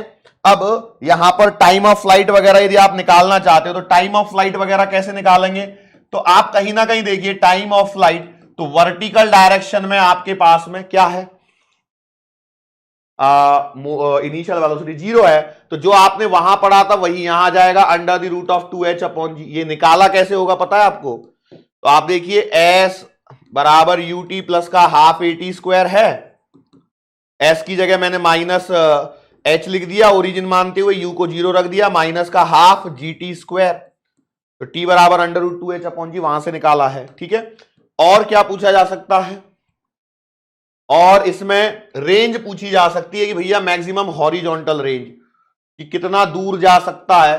तो अब आप देखो इस वाली इक्वेशन से आप पकड़िए, y को आप h कर दीजिए, ये g हो जाएगा, ये r स्क्वायर आ जाएगा अपॉन 2u स्क्वायर। सो यहां से यदि आप देखोगे तो r बराबर कितना आ जाएगा, 2u square h upon g। ये एक रेंज का फॉर्मूला आ रहा है, यस और नो, लेकिन मैं जानता हूं इससे आपका काम नहीं बनेगा, आपको इसको कहां लेके आना पड़ेगा, ओ सॉरी बेटा ये आर स्क्वायर है ना, कोई बात नहीं, तभी मैं सोचू ऐसा क्यों लग रहा है। ओके, सो यहां से आप रेंज निकाल सकते हो, स्क्वायर रूट लोगे तो u under the root of 2h upon g। ये सवाल बनते हैं। सवाल मोस्टली आपका बॉम्बार्डिंग ऑफ द प्लेन वाला रहता है। बॉम्बार्डिंग ऑफ द प्लेन मतलब कैसे, ये यहां पर आपका एक प्लेन है जो यहां पर उड़ रहा है, मान लेते हैं ग्राउंड से 2000 मीटर की हाइट पर उड़ रहा है और 200 मीटर प्रति सेकंड की रफ्तार से वो चल रहा है। सवाल में पूछता है यहां से उसने एक बॉम्ब को ड्रॉप किया है, तो ये ड्रॉप होगा तो ये यहां जाएगा, तो यहां से वो कितनी दूरी पर जाकर गिरेगा, कितनी देर बाद गिरेगा, ऐसे टाइप के सवाल होते हैं बराबर। तो अब आप देखो आपके पास में सीधा सीधा है, इसको ऐसे यहां से निकाल सकते हैं क्या, तो रेंज बराबर आ जाएगी u under the root of 2h upon g। तो r बराबर u कितना है 200 है बेटा, under the root of 2 height है 2000 मीटर और g है 10, तो रेंज आ जाएगी कितनी, देखो काटा पीटी करो, एक जीरो से एक जीरो कट गया, 2 और 2 में से 2 आएगा, 2 जीरो में से 1 आएगा, तो 200 इंटू 20, तो रेंज आ जाएगी आपके पास में 4 के पीछे 1 2 3 जीरो, मीटर, मतलब रेंज आ जाएगी 4 किलोमीटर, 4 किलोमीटर दूर जाके ये बॉम्ब गिरेगा इस पोजीशन से। ऐसे टाइप के यहां पर सवाल रहते हैं। तो इसमें बहुत ज्यादा समय नहीं लगाना है हमको, इसमें बहुत ज्यादा समय हमको नहीं देना है। ऐसे ही एक और चीज होती है जिसे हम लोग कहते हैं projectile motion on an incline plane. कौन सी चीज है बेटा? लास्ट टॉपिक कह सकता हूं इसमें प्रोजेक्टाइल मोशन में, projectile motion on an inclined plane. ठीक है, projectile motion on an inclined plane. अब यहां पर क्या होता है देखो, इसके बाद में हमारा रिवर बोट प्रॉब्लम चालू होने वाला है। ठीक है, तो जैसा कि मैंने आपको बताया ऑब्लिक प्रोजेक्टाइल में सवाल जनरली वही पूछा जाता है। इस लेवल के सवाल नीट में एक्सपेक्टेड नहीं है। तो कई लोग बोलेंगे सर जब नीट में एक्सपेक्टेड ही नहीं है तो काहे करवा रहे हो? मैं जानता हूं, लेकिन फिर भी क्या है, एटलीस्ट आपको एक अप्रोच पता होनी चाहिए। यदि आपको अप्रोच पता रहेगी तो at least you can do something, है ना, कुछ तो करके आ सकते हो। कभी ऐसा नहीं बोलोगे कि सर ने हमें बताया ही नहीं था कि कैसे करना है और क्या करना है।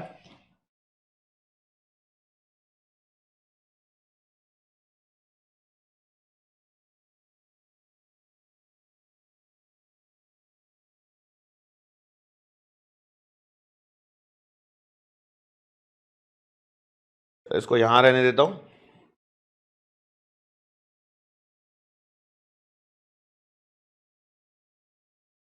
मान लेते हैं कि ये आपके पास में ये ऐसा एक इंक्लाइन प्लेन है।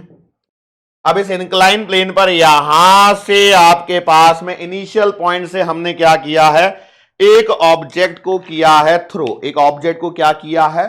थ्रो किया है।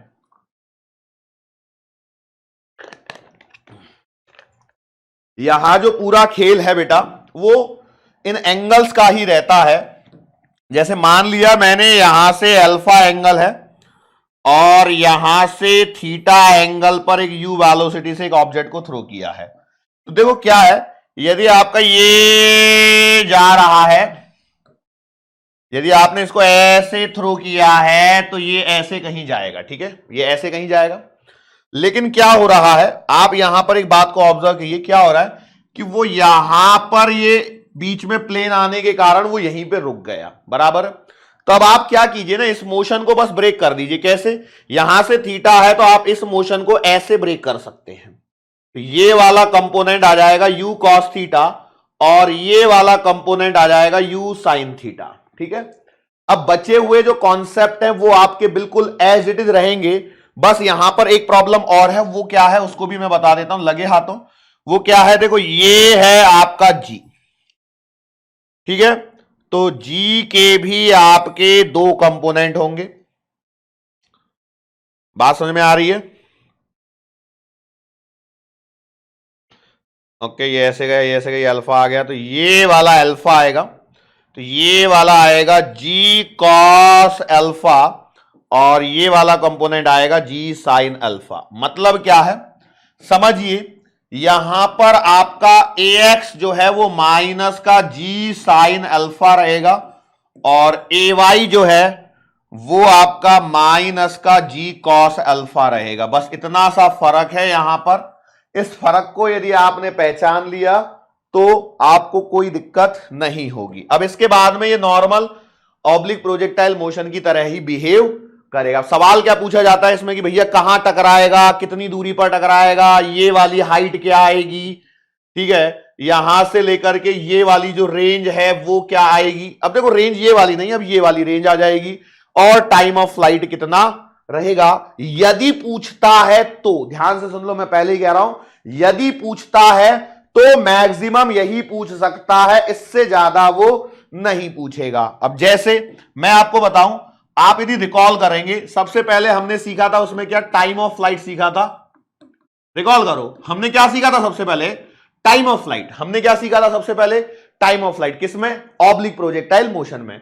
तो सर जी आपने टाइम ऑफ फ्लाइट का फॉर्मूला लिखा क्या था? आपने लिखा था सर जी 2u sin theta upon g। मैंने क्या बोला, इसको बदलो, तो आपने क्या बदला, इसको 2uy अपॉन g किया। मैंने बोला इसको थोड़ा सा और बदलो, तो आपने इसको लिखा था 2u perpendicular upon a perpendicular. Yes और नो? तो आपने बोला सर बात तो सही है, यदि ये वाली बात सही है तो आप यहां से कंपोनेंट के फॉर्म में लिख सकते हो।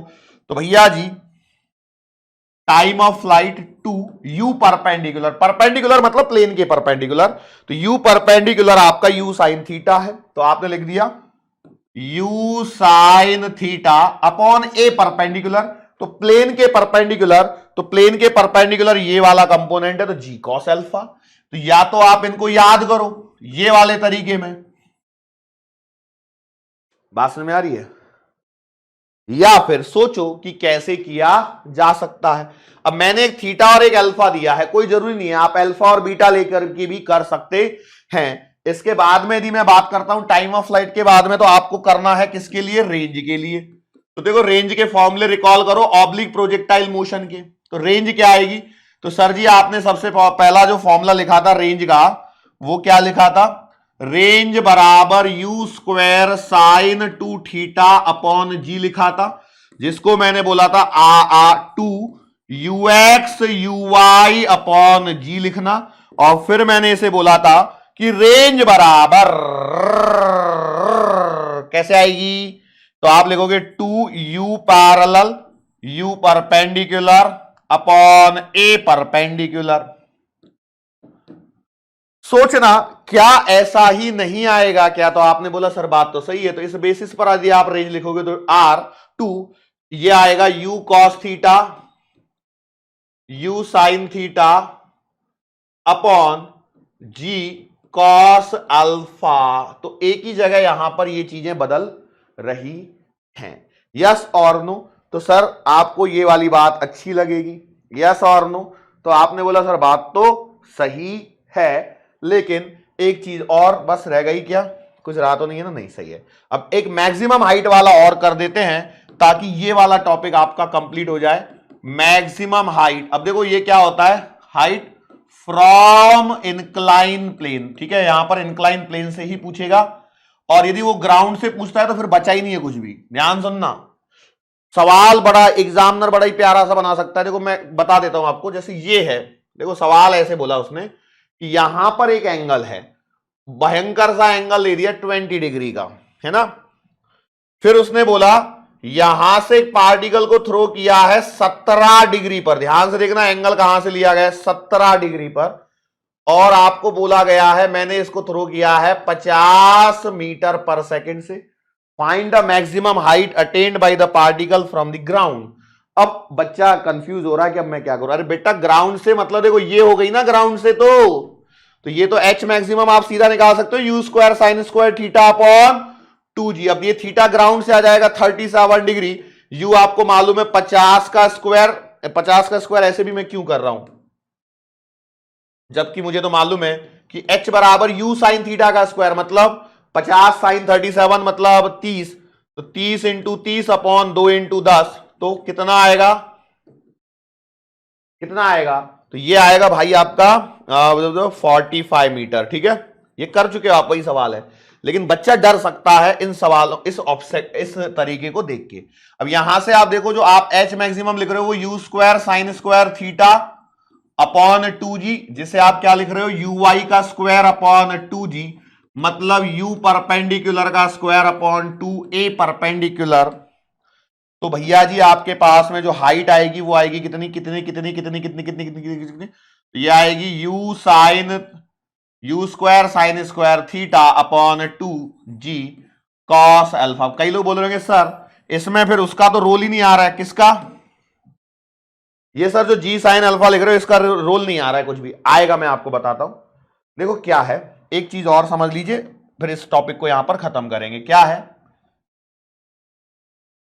तो काहे कितने डायग्राम बना रहे हो सर, जैसे मान चलो यहां से आपको u और ये थीटा हो, तो आप ये कह सकते हो सर जी कि ये जो है वो u कॉस थीटा है और ये जो है वो u साइन थीटा है।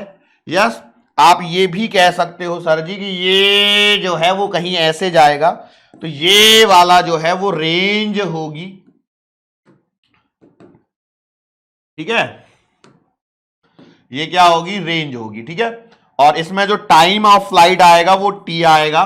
तो आप ये कह पा रहे थे अभी तक इस वाले में कि R बराबर यू एक्स इंटू टी, मतलब जो यहां रेंज लिखते थे आप लिखते थे you cos theta into time of flight से, ठीक है, ये याद आ रहा है कुछ कुछ। लेकिन यदि आप इसको इंक्लाइन प्लेन के लिए देखोगे तो आपको S बराबर यू टी प्लस का हाफ ए टी स्क्वायर लगाना पड़ेगा। तो आप जब आप x कोऑर्डिनेट निकालने जाओगे तो ये आएगा you x into T minus का हाफ ए एक्स इंटू टी का स्क्वायर। इस समय आपका ए एक्स जीरो नहीं है, इस समय आपका आएगा x बराबर you cos theta into T, किसी समय t पर माइनस का हाफ ए एक्स, मतलब आएगा इस समय जी साइन अल्फा और टी स्क्वायर। तो ये किसी भी पोजीशन के लिए हो सकता है, ये मैक्सिमम लेवल है।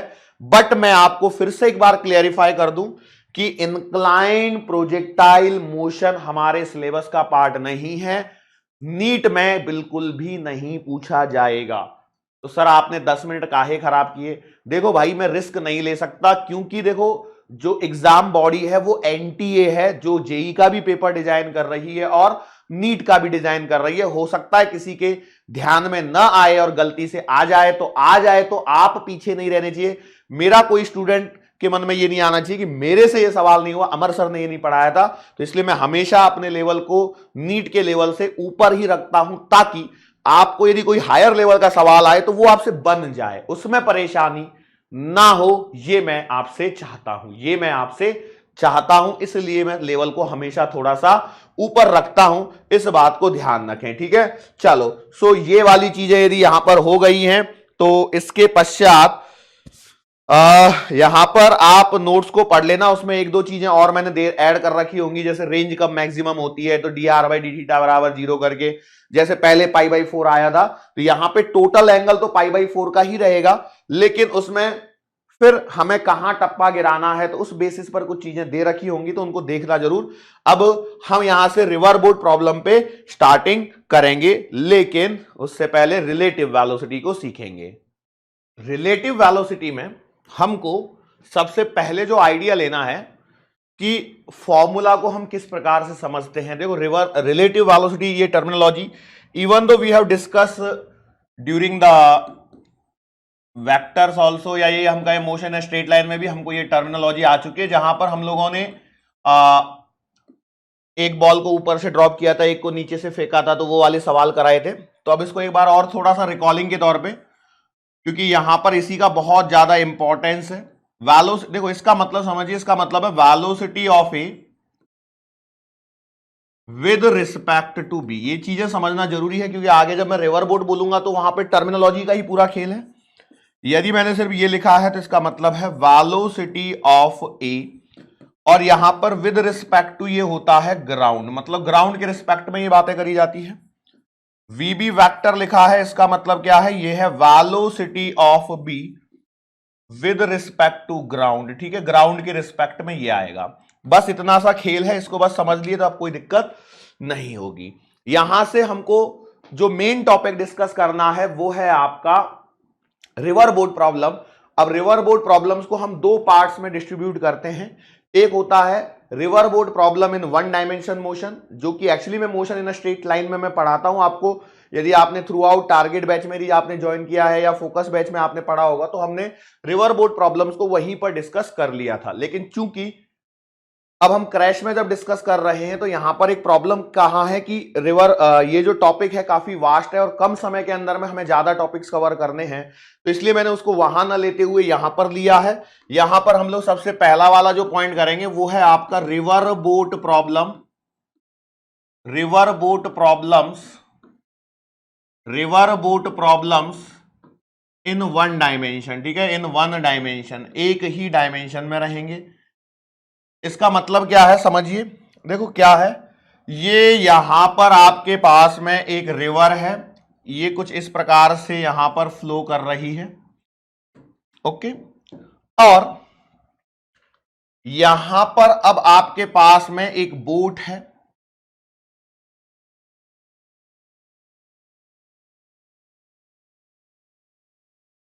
ये आपकी बोट है, ठीक है।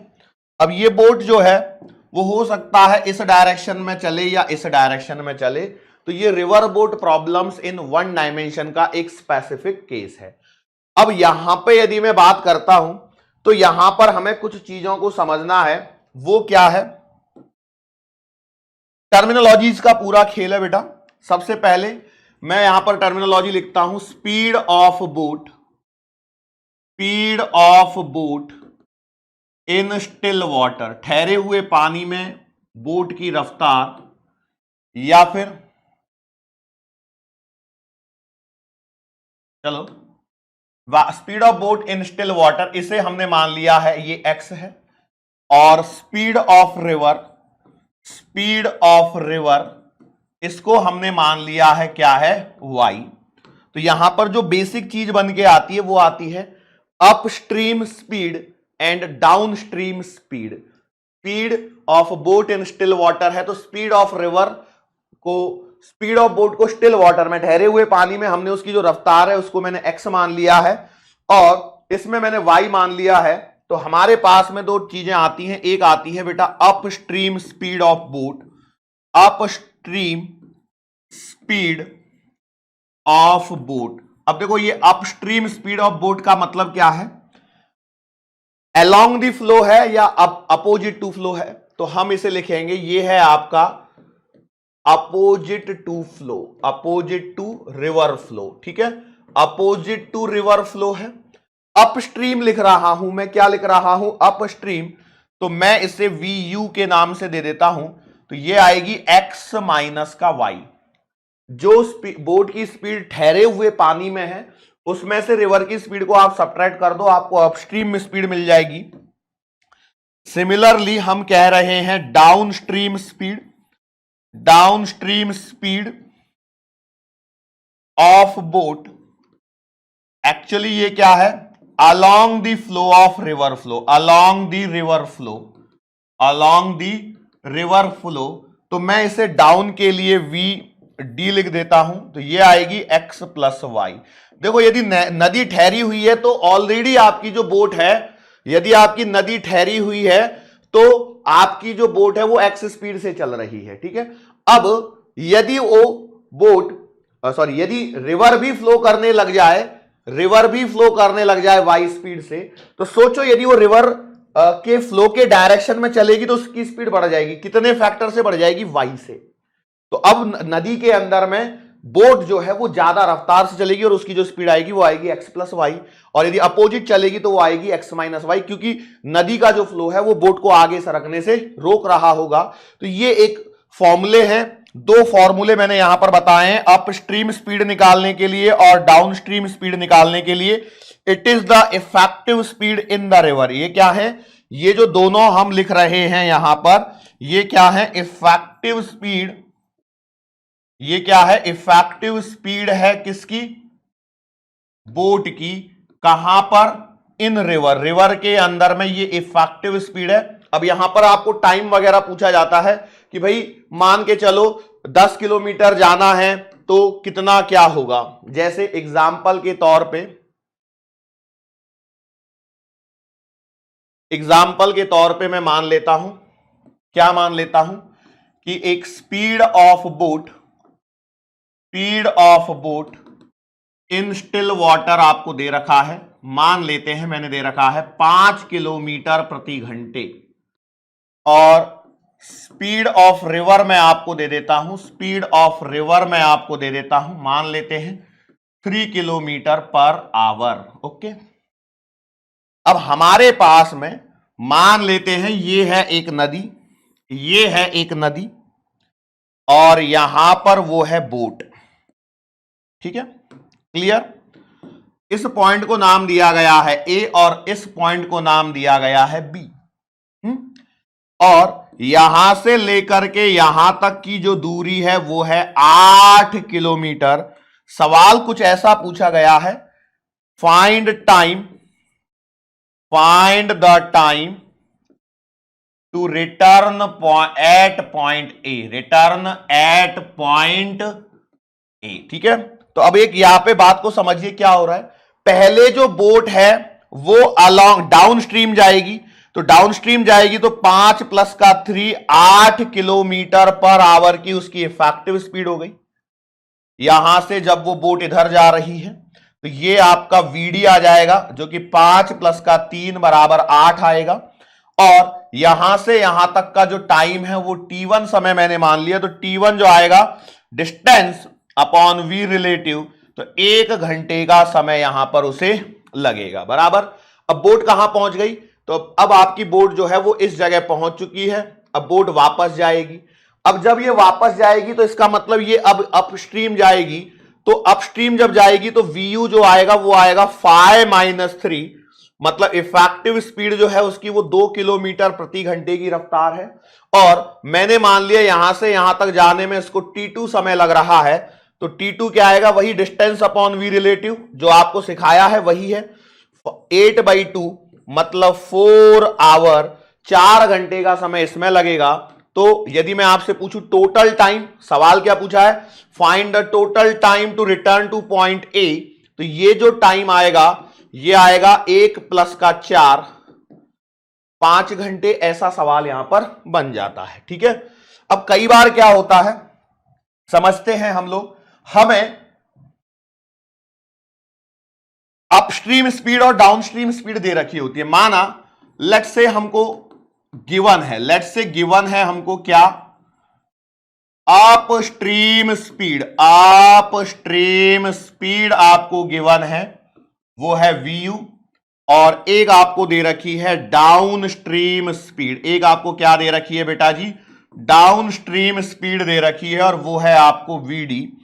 और यहां पर माना वही चीजें आपसे पूछी जाए क्या, कि speed of boat in still water, in still water ये आपसे पूछा जाए, जो कि x माना गया है, और velocity of river flow, river flow की स्पीड को आपसे y मान लिया जाए, और ये दोनों डेटा यदि आपसे अभी पूछे हो तो उस केस में आप क्या करोगे, तो आपका जो x का आंसर आएगा वो आएगा हाफ VU प्लस का VD, और y का जो आंसर आएगा वो आएगा हाफ VU माइनस का VD।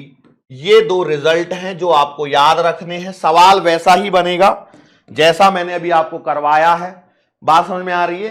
कभी कभी ये डेटा देके ये भी पूछे जाते हैं। ठीक है, इतना ही ध्यान रखना है, बहुत ज्यादा रॉकेट साइंस इसमें नहीं है।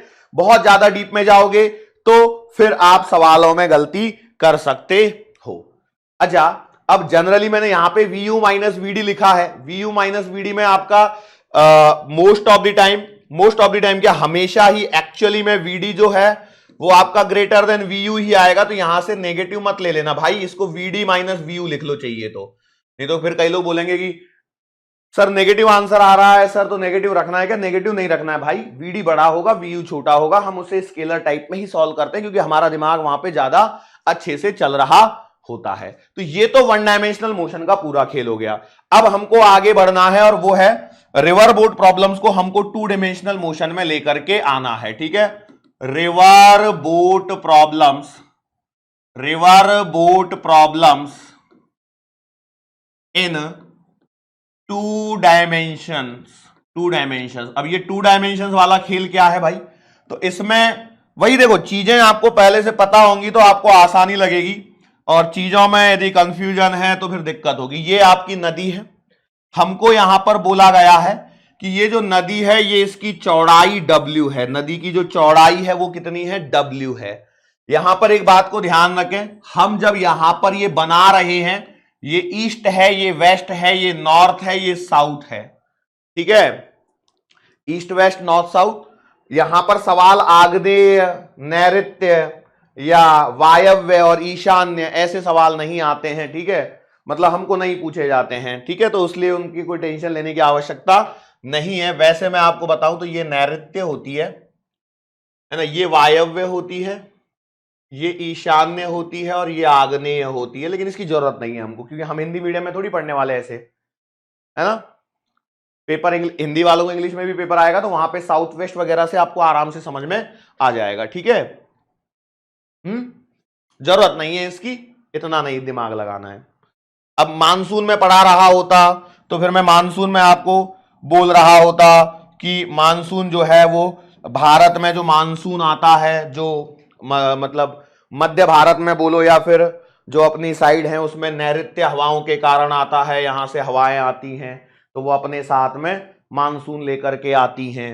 हालांकि जब इसको पश्चिमी विक्षोभ भी कहते हैं, फिर अपना ये साइड से जब आती हैं तो वो आग्नेय दिशा से भी आता है, बंगाल की खाड़ी से जो उठता है वो आग्नेय दिशा वाला होता है, तो वो खैर वो सब मतलब नहीं है। अब यहां पर और क्या चीजें हैं, देखो ये वो पॉइंट है जहां से स्टार्टिंग करनी है हमको। This is the velocity of river, है ना, ये इसके सामने एग्जैक्टली अपोजिट वाला पॉइंट है। हमारी जो बोट है वो वर्टिकल से थीटा एंगल पर निकलती है, ध्यान रखना, और वो कोशिश करती है यहां पर पहुंचने की, लेकिन कोई जरूरी नहीं है। हम जनरली मान के चलते हैं कि वो यहां कहीं पहुंची है ना, ग्राउंड से देखने पर। ये जो यहां पर इसे कहा जाता है हॉरिजॉन्टल ड्रिफ्ट, चीजें समझिए। अब ये मैंने वीआर को तो लिख दिया यहां पर, बाकी कोई चीजें नहीं लिखी है इसमें, वीबीआर क्या है और वीबी क्या है। जब तक इन टर्मिनोलॉजी का मतलब आपको नहीं समझ में आएगा तब तक सवाल आपके सही नहीं होंगे। तो सबसे पहली जो सबसे आसान वाली टर्मिनोलॉजी है उसी से मैं शुरुआत कर देता हूं। वीआर वेक्टर मतलब है आपका वेलोसिटी ऑफ रिवर। जनरली ये आपको ईस्ट साइड में होती है, जनरली ये आपकी ईस्ट साइड में होती है। जनरली मैं बोल रहा हूं, जब कुछ नहीं बोला है तो हमें ईस्ट के हिसाब से सवाल सॉल्व करना है, क्योंकि हमें ऐसे सवालों को सॉल्व करने में आसानी रहती है, ठीक है। फिर हमारे पास में एक टर्मिनोलॉजी आती है जिसे हम कहते हैं वीबीआर वेक्टर। इसका एक्चुअल मीनिंग है velocity of boat, velocity of boat with respect to river. River के सापेक्ष नदी बोट की रफ्तार, या फिर इसे और भी नामों से जाना जाता है, उनमें एक है इंजन स्पीड। इंजन स्पीड मतलब इंजन स्पीड ये वर्ड दिया है, इसका मतलब वो वीबीआर दिया है, या फिर आपको दिया गया है speed of boat, speed of boat in still water, ठहरे हुए पानी में बोट की रफ्तार यदि दे रखी है, उसका भी मीनिंग बेटा वीबीआर है। और एक और चीज, boatman wants to row his boat, boatman wants to row, boatman wants to row his boat, row his boat, ये वर्ड भी लिखा है तो इसका मीनिंग वीबीआर ही है। तो ये वीबीआर ही है यहां पर जो सबसे ज्यादा कॉम्प्लिकेटेड सिचुएशन क्रिएट करता है। बाकी वीबी जो है वो आपका बड़ा ही आसान है। वीबी का मतलब है वेलोसिटी ऑफ बोट, बस इतना ही लिखा हो, या फिर velocity of boat with respect to ground. यहां पर क्या है, यदि ग्राउंड पर खड़े होके जब हम देखेंगे तो बोट किस दिशा में जा रही है, कितनी स्पीड से जा रही है, तो वो वीबी है। और यहां पर वेलोसिटी ऑफ रिवर या लिख के भी आ सकता है कि भैया velocity of river with respect to ground, मतलब ग्राउंड पे खड़े होकर यदि हम देखें तो नदी किस रफ्तार से और किस दिशा में जा रही है वो आपका वीआर है, ठीक है। बड़ा ही आसान सा टॉपिक है। अब एक बात को समझिए, मैं यहां पर क्या कहता हूं, ये वीबीआर हो गया है मेरे पास डिसाइडेड, ये आपका वीबीआर डिसाइड हो गया है, मैं मैग्नीट्यूड में खेल रहा हूं, और ये आपका वीबी है, ठीक है। तो रियलिटी ये है कि इसके दो कंपोनेंट बनेंगे, एक ये वाला और एक ये वाला। तो ये आएगा आपका वीबीआर साइन थीटा और ये बनेगा वीबीआर कॉस थीटा। वीबी के कंपोनेंट नहीं करने हैं, ध्यान से सुनना। अब एक्चुअली में इस नदी को कौन क्रॉस कराना चाहता है, तो वीबीआर कॉस थीटा इसे परपेंडिकुलर क्रॉस कराने की कोशिश कर रहा है। तो जो टाइम लगेगा नदी को क्रॉस करने के लिए, ध्यान से सुनना, जो मैं वर्ड कह रहा हूं उसको यदि आपने ध्यान से सुन लिया तो आपका काम आराम से हो जाएगा। तो वीबीआर और वीआर से आप यहां पर पहुंच सकते हैं। और मैं ये कह रहा हूं time taken to cross the river, तो time taken to cross the river, नदी को पार करने में लगने वाला जो समय है वो T बराबर आएगा W upon VBR cos theta, ठीक है। टाइम जो आएगा वो आएगा W upon VBR cos theta, इस बात को आप ध्यान रखें, ठीक है। एक चीज और, देखो क्या हो रहा है, जब आपकी बोट नदी में चल रही है तो वीआर चाहता है कि वो इधर हो और वीबीआर साइन थीटा चाहता है कि बोट इधर सरके, क्योंकि बोट मैंने तो कोशिश इधर ही चलने की थी। तो इसमें से ये वीबीआर साइन थीटा वाला जो कंपोनेंट है वो बोट को इसी डायरेक्शन में रखना चाहता है, लेकिन ये जो नदी बहती हुई आ रही है वो इसको इधर धक्का देती है। तो मैं ये कह सकता हूं कि इस डायरेक्शन में जो इफेक्टिव स्पीड है वो वीआर माइनस का वीबीआर साइन थीटा होगा इफेक्टिव, और इस डायरेक्शन में वीबीआर कॉस थीटा होगा। तो कभी कभी यहां पर सवाल बनता है कि भैया ये जो एक्स है जिसे हमने क्या नाम दिया है, हॉरिजॉन्टल ड्रिफ्ट, इसे क्या कहते हैं, हॉरिजॉन्टल ड्रिफ्ट, तो ये कितना आएगा, तो भैया ये डिस्टेंस है, डिस्टेंस बराबर क्या आएगा, स्पीड इनटू टाइम। तो effective speed into effective time, तो ये स्पीड हो गई इफेक्टिव और टाइम आपने यहां पर निकाल लिया है। तो हम यहां पर दूसरा पॉइंट जो पढ़ते हैं वो आता है आपका हॉरिजॉन्टल ड्रिफ्ट के लिए। किसके लिए आता है, हॉरिजॉन्टल ड्रिफ्ट के लिए। तो हॉरिजॉन्टल ड्रिफ्ट मतलब x बराबर, देखो मैं लिख देता हूं पहले इफेक्टिव स्पीड इनटू टाइम बराबर, तो इफेक्टिव स्पीड आपके पास में आएगी वी आर माइनस का VBR sine theta into time, देखो ये रहा w upon VBR cos theta. तो ये यहां से या तो आप फॉर्मूले याद कर लीजिए, यदि आप फॉर्मूले याद नहीं भी करते हैं तो भी बेटा ये टॉपिक कॉन्सेप्चुअल है, बड़ा ही आराम से आप इसमें डील कर पाएंगे और बड़े ही जल्दी इसे यहां पर सॉल्व करके निकाल सकते हैं। ठीक है, ये बात क्लियर हो गई। अब आप में से कई लोग हैं ना, देखो मैं इस वेक्टर में अभी तक खेल नहीं रहा हूं, अभी मैं सिर्फ मैग्नीट्यूड वाइज सॉल्व कर रहा हूं, क्योंकि कई लोग यहां पर सोच रहे होंगे सर वो वीबीआर वगैरह तो आपने निकलवा के नहीं दिखाया है, लेकिन कोई नहीं, मैं उसको बताऊंगा, ठीक है, टेंशन ना लें। अब एक चीज और होती है, वो क्या है कि मान के चलो यहां पर दो तरह के सवाल और बनते हैं। द शॉर्टेस्ट टाइम मतलब कम से कम समय में यदि आपको वहां पहुंचना है तो आपको कैसे ट्रैवल करना चाहिए, पहला सवाल ये है। और दूसरा है कि यदि आप एग्जैक्टली अपोजिट एंड पर पहुंचना चाहते हो तो उसके लिए क्या कंडीशन होनी चाहिए। दो पॉइंट पर सवाल बनते हैं यहां पर। तो मैं पहला पॉइंट लिख रहा हूं, shortest time to cross the river, नदी को पार करने के लिए लगने वाला न्यूनतम समय। तो भैया देखो पहले तो एक बात बताओ, टाइम है कितना, तो टाइम है आपके पास में t बराबर w upon VBR cos theta. ठीक है, w और वीबीआर तो कांस्टेंट है, तो आपको यदि इसे मिनिमम बनाना है तो कॉस थीटा को आपको मैक्सिमम बनाना पड़ेगा। कॉस थीटा मैक्सिमम मतलब कॉस थीटा की वैल्यू 1 होनी चाहिए, मतलब थीटा बराबर 0 डिग्री होना चाहिए। और ये जो 0 डिग्री आप ले रहे हो वो कहां से ले रहे हो, 0 ले तो रहे हो लेकिन 0 कहां से, तो भैया आप ले रहे हो फ्रॉम नॉर्मल। इसका मतलब यह है कि बोटमैन ने क्या करना चाहिए, परपेंडिकुलर टू रिवर चलना चाहिए। जब परपेंडिकुलर टू रिवर चलोगे तो उस स्थिति में आपका जो टाइम है वो क्या हो जाएगा, शॉर्टेस्ट हो जाएगा। और ये जो शॉर्टेस्ट टाइम जो निकल के आएगा, ये शॉर्टेस्ट टाइम आएगा t बराबर w अपॉन वीबीआर। इस पर हो सकता है एग्जामिनर डायरेक्टली सवाल यहां पर पूछ ले। ठीक है, एक चीज तो ये हो गई। दूसरा जो पॉइंट यहां पर पूछा जाता है, और वो पूछा जाता है condition to reach exactly at opposite end, बिल्कुल सामने वाले किनारे पर पहुंचने के लिए क्या कंडीशन होती है। तो देखो भैया, अब आप इस डायग्राम के अंदर में देखिए, मैं बार बार उसी डायग्राम, चलो एक काम करता हूं दोबारा बना देता हूं, कोई दिक्कत नहीं, इतना क्या, इतना तो मैं कर ही सकता हूं आप लोगों के लिए। ये नदी बह रही है, ठीक है, मैंने मान लिया। देखो यहां पर जो चीजें गिवन थी मैंने, ये वीआर था, ये आपका नॉर्मल है, ये आपका वीबीआर है, और ये आपका वीबी था बराबर। ये वीबी को छोड़ दो, इसको मत बनाओ, अभी समझते हैं यहां पर। और ये यहां से थीटा एंगल पर चला, तो इसके दो कंपोनेंट आ गए, एक तो ये आ गया VBR साइन थीटा और एक ये आ गया VBR कॉस थीटा।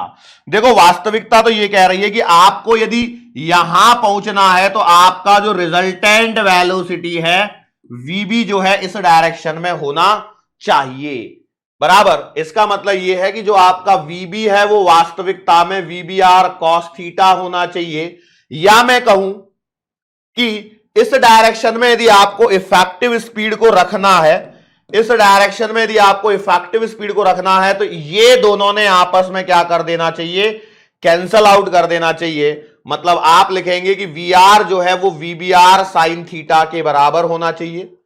जनरली ये डेटा नहीं दिया जाता है तो इसलिए हम इस पे डिस्कशन नहीं करेंगे।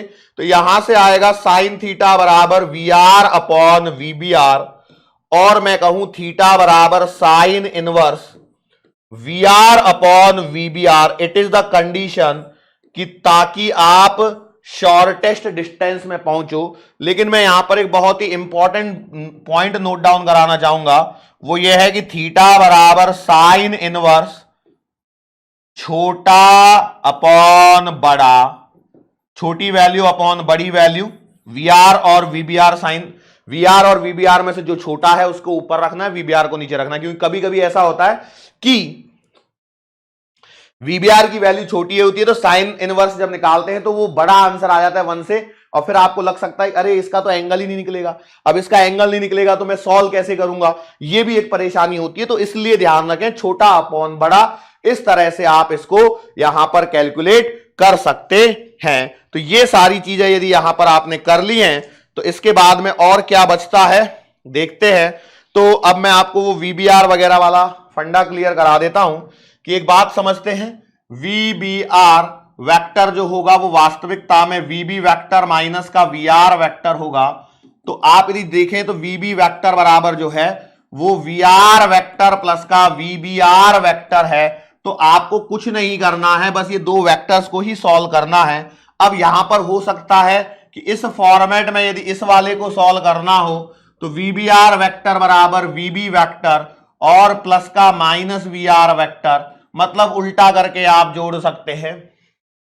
भाई सब्ट्रैक्शन में यही तो कर रहे हो। अब सब्ट्रैक्शन थोड़ी सीखा है आपने वेक्टर का, आप तो क्या करते हो उसको भाई थीटा लगा के सॉल्व कर सकते हैं, यस और नो। एक चीज और होती है उसको भी मैं आपको बता देता हूं लगे हाथों। ये है नदी, है ना, मैंने माना यहां से आप चले, ये वाली दूरी है W और ये इसका अपोजिट एंड, और यहां पर आप पहुंच रहे हो और ये एक ट्राइंगल बन रहा है, ठीक है, ध्यान से देखें, ये है दूरी x, है ना।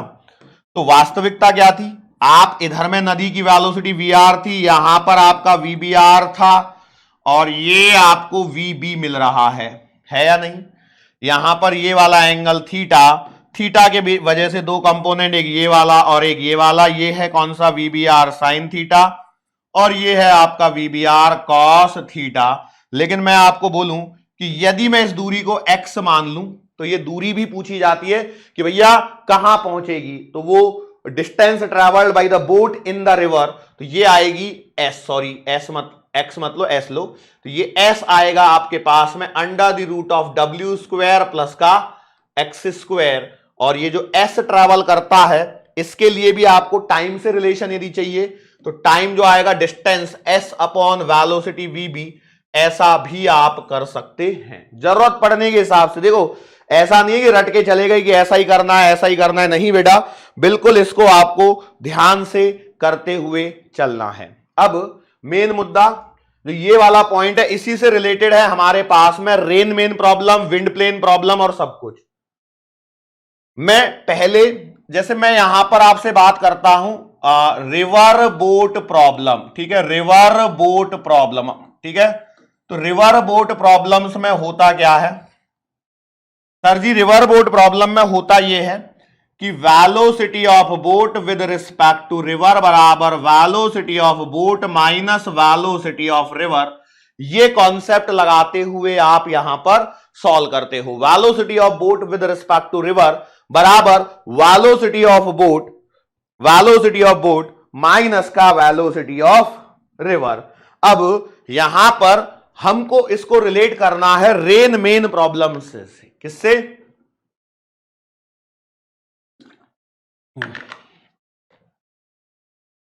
रेन मैन प्रॉब्लम से। तो कहानी बिल्कुल वैसे ही चलेगी रेन मैन प्रॉब्लम्स के लिए, ठीक है। इसमें क्या आ जाएगा? रेन और मेन आएगा, तो velocity of rain with respect to man,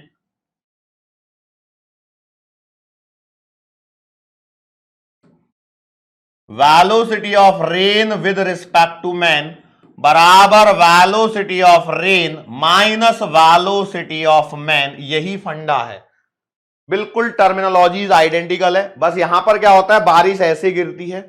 यहां पर एक सवाल और पूछा जाता है, वो पूछा जाता है कि what should be the direction in which direction umbrella to hold to save from rain. तो इसका आंसर समझिए, इसका आंसर यदि आपको समझ में आ गया तो कोई दिक्कत नहीं है। आंसर है opposite to direction of VRM, velocity of rain with respect to man की डायरेक्शन के अपोजिट। देखो जनरली क्या होता है समझिए, इसी को आगे बढ़ा रहा हूं मैं। तो ये एक सड़क है, ठीक है, ये एक सड़क है और बारिश ऐसे गिर रही है। तो आपके पास में होता क्या है कि वेलोसिटी ऑफ रेन जो है वो जनरली ऐसे होती है। अब आपका व्यक्ति कैसे भी चल सकता है। मान लीजिए कोई आपका एक व्यक्ति है और ये ऐसे जा रहा है, वेलोसिटी ऑफ मेन, और बारिश जो है वो ऊपर से ऐसे गिर रही है। देखो ये आपकी बारिश हो रही है। अब सवाल ये है कि उसको बारिश से यदि बचना है तो छाता कैसे पकड़ना है, ये यहां पर सवाल है, ठीक है। तो हमने क्या बोला, रेन मैन प्रॉब्लम, मतलब मैंने बोला यदि velocity of rain with respect to man क्या आ रही है, तो ये आएगी velocity of rain minus velocity of man. इसका मतलब क्या है, velocity of rain with respect to man का मतलब है velocity of rain plus minus times velocity of man. मतलब व्यक्ति की रफ्तार को, डायरेक्शन को उल्टा करके जोड़ दो तो ये आपको माइनस टाइम्स VM मिल जाएगा। जब ये मिल चुका है तो अब आपको क्या करना है, इन दोनों वेक्टर्स का क्या करना है, वेक्टर एडिशन करना है। तो भैया इन दोनों का जो रिजल्टेंट आएगा वो आएगा VRM इस डायरेक्शन में, बराबर है। अब भैया ये तो दो वैल्यू ही तो है। ये बारिश गिर रही है 5 मीटर प्रति सेकंड की रफ्तार से, आदमी चल रहा है 10 मीटर प्रति सेकंड की रफ्तार से, खत्म कहानी।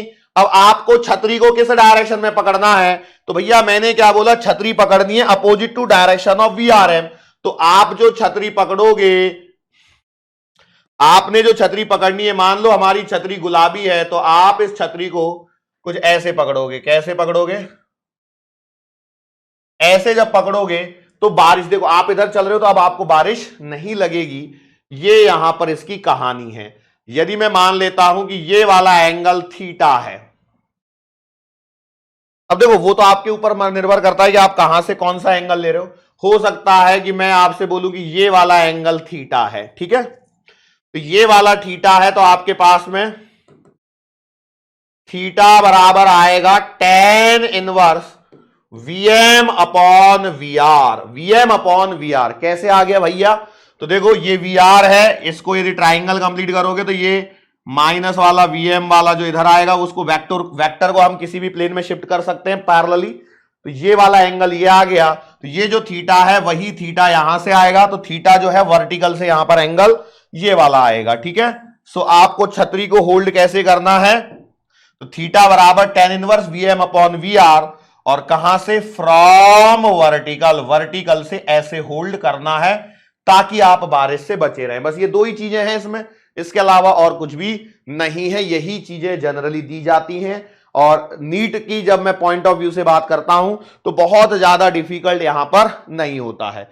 अब जैसे बारिश के अंदर में व्यक्ति चल रहा है, वैसे ही जब हवाएं चलती हैं तो उसमें हवाई जहाज को भी चलाना पड़ता है। तो एक कॉन्सेप्ट और आता है, और वो आता है रिवर बोट। रिवर बोट तो विंड प्लेन प्रॉब्लम्स, ठीक है। इसमें भी कॉन्सेप्ट वही है, बहुत ज्यादा हाई फंडू चीजें नहीं है। क्या है, देखो एक काम करता हूं, इसके नीचे मैं कुछ चीजें लिख रहा हूं, ठीक है। रिवर बोट, इसको ऐसे मिलाओ, रिवर बोट, रेन मैन, ठीक है। अब मिला के देखो, और यहां है विंड प्लेन, ठीक है। तो बहने वाली चीज कौन है, यहां विंड, यहां नदी, यहां बारिश। चलने वाली चीज आदमी, बोट और प्लेन। तो इसी बेसिस पर आप चलोगे तो velocity of plane with respect to wind आता है velocity of plane minus velocity of wind, ठीक है। बिल्कुल सेम कहानी चलानी है। तो वेलोसिटी ऑफ प्लेन जो आएगा वो आएगा velocity of plane with respect to wind plus का वेलोसिटी ऑफ विंड। कहानी बिल्कुल वैसे ही चलेगी, मैंने आपको बता दिया है। देखो एक बात ध्यान से समझिए, फिर से मैं एक बार कह रहा हूं, we are in a crash course, तो हमें चीजों को समझना है कम से कम समय में ज्यादा से ज्यादा आउटपुट लेके, न्यूनतम input, minimum input, maximum output निकालना है। तो मैंने रिवर बोट पे जितना समय दे दिया है, उसके बाद इस पे हम इतना समय नहीं देंगे, क्योंकि अब उसी के बेसिस पर इसको यहां पर चलाना है, उसी के बेसिस पर यहां पर उसको चलाना है। मैं उम्मीद करता हूं कि ये वाली चीजें आपको यहां पर समझ में आई होंगी। यस और नो, कोई दिक्कत तो नहीं होगी ना। चलो अब एक लास्ट टॉपिक और मैं यहां पर कवर करा देता हूं, और वो है बेटा रिलेटिव प्रोजेक्टाइल। आज तक कभी इस पे सवाल नहीं आया है, लेकिन मेरा मानना है रिलेटिव प्रोजेक्टाइल 5 मिनट और मैं लूंगा आपका, फिर चैप्टर समाप्त हो जाएगा बेटा। लेकिन सोचिए यदि गलती से भी आ जाए तो at least you must be able to tackle such kind of question. आपको ऐसा नहीं लगना चाहिए कि हम कर ही ना पाए। मतलब क्या है, देखो समझिए, यहां से ये आपका ग्राउंड है, यहां पर एक मैं हूं, और यहां कौन मानोगे, मेरा प्यारा सा दोस्त। मैंने यहां से U1 पे अल्फा एंगल और इसने U2 पे बीटा एंगल। आपने पुराने जमाने पे टीवी पे महाभारत या वो सब देखे होंगे, तो उसमें भी देखो कैसे होता था, कभी भी तीर ऐसे सीधा नहीं चलाया जाता, कि ऐसा थोड़ी है अर्जुन ने ऐसे पीछे तुनीर में से बाण निकाला और लगाया और ऐसे सीधा। हाँ आजकल के हीरो ऐसे ही करते हैं, ये निकाला और यही लगा रहे हैं। हाँ नहीं यार, अब आजकल के भी नए ऊपर करने लग गए, तो वो करते क्या है, ऐसे निकाला ऊपर लगाते ऊपर, जबकि दुश्मन सामने खड़ा। ऊपर क्यों निकालते, क्योंकि उन्हें मालूम है तीर जो जाएगा वो प्रोजेक्टाइल मोशन करते हुए ही जाएगा। और वो आपने देखा होगा उसमें तीर एकदम ऐसे कट टू कट आके ऐसे, तीर को क्या बोलते हैं इंग्लिश में, बो नहीं, बो तो धनुष को बोलते हैं, बो का मतलब धनुष, ठीक है ना, समझ गए ना। एरो एरो एरो, तो वो जाके ऐसे टकराते, बिल्कुल कट टू कट, बिल्कुल कट टू कट, है ना, कोई सा भी होने दो, ऐसे जाके टकराते हैं, ठीक है। अब इस पे कमेंट मत करने लगना सर एक तीर चलाते हैं, यहां से चलाते तो एक है, वहां पहुंचते पहुंचते 10 हो जाते हैं। भैया उसका लॉजिक, उसका एक्सप्लेनेशन मेरे पास में नहीं है, होगा भैया उनके पास कोई ऐसी नॉलेज होगी, वॉट एवर इट बी, हमें अपने सवालों से मतलब है। और ये दोनों क्या है,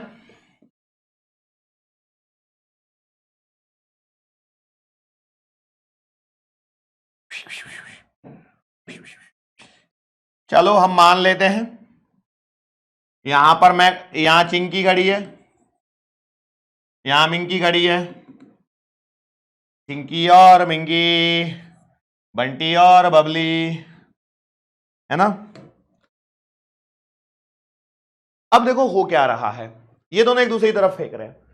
तो रियलिटी ये है कि भाई इनको यदि टकराना है तो टकराने की कंडीशन क्या है कि ये दोनों आपस में होने चाहिए सामने, मतलब इनकी जो रिलेटिव वेलोसिटी है, या मैं कहूं एक पे बैठ के दूसरे को देखूं, चिंकी पे बैठ के यदि मैं मिंकी के आने वाले पत्थर को देखूं, माना चिंकी ने एक पत्थर फेंका, मिंकी ने एक पत्थर फेंका, तो यदि चिंकी पे बैठ के, यदि मैं चिंकी पे बैठ के मिंकी की तरफ से आए हुए पत्थर को देखूं तो वो मुझे सीधा मेरी तरफ आते हुए नजर आना चाहिए। या ऐसे कहूं मैं मिंकी पे बैठ के चिंकी की तरफ से आने वाले पत्थर को देखूं तो वो सीधा मेरी तरफ ही आता चाहिए। तो इसमें क्या होता है कि कंडीशन निकाली जाती है। तो भैया इसका एक कंपोनेंट इधर होगा, एक इधर होगा, ये आएगा U1 cos अल्फा और ये आएगा U1 sin अल्फा।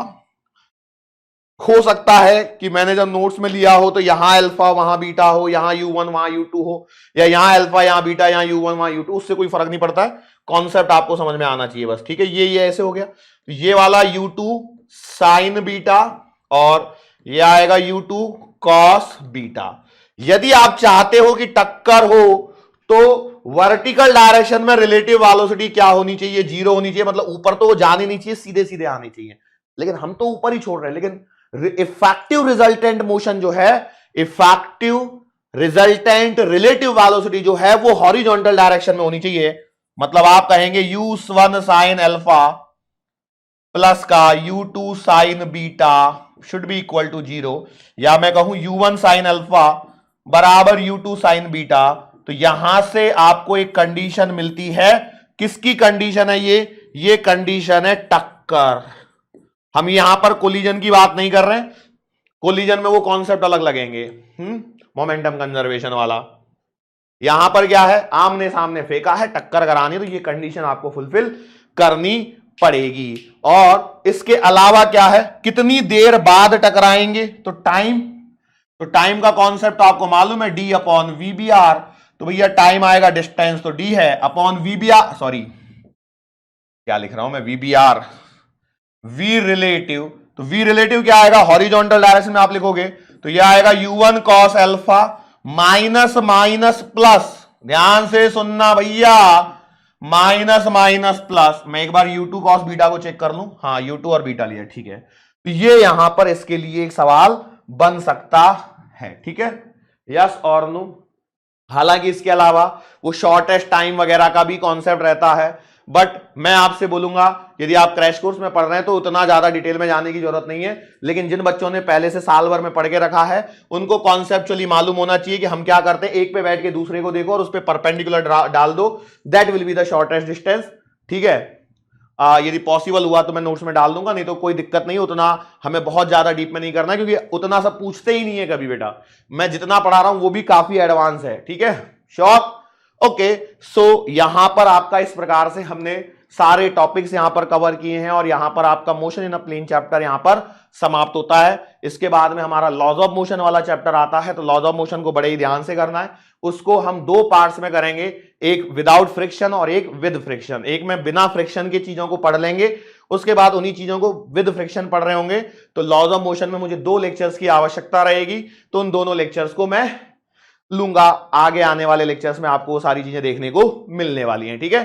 सो घबराए नहीं, तब तक आप यहां तक करते रहें। तो आपका अभी यहां तक कौन कौन सा टॉपिक कवर हो गया है, स्केलर्स एंड वेक्टर्स हमने पढ़ लिया है, मोशन एंड स्ट्रेट लाइन हमने पढ़ लिया है, फिर हम लोगों ने मोशन यूनिट्स एंड मेजरमेंट, मैंने शायद सीक्वेंस में नाम नहीं लिया, स्केलर्स एंड वेक्टर्स सबसे पहला, यूनिट्स एंड मेजरमेंट दूसरा, मोशन एंड स्ट्रेट लाइन तीसरा, मोशन एंड प्लेन चौथा, और इसके बाद में अगला जो आएगा लॉज ऑफ मोशन। अब देखो एक बात समझ लीजिए, टेस्ट पेपर्स में वहां तक क्वेश्चंस आएंगे जहां तक आपका टॉपिक कंप्लीट हो जाता है, तो इसलिए उसके बारे में कोई आर्ग्यूमेंट नहीं।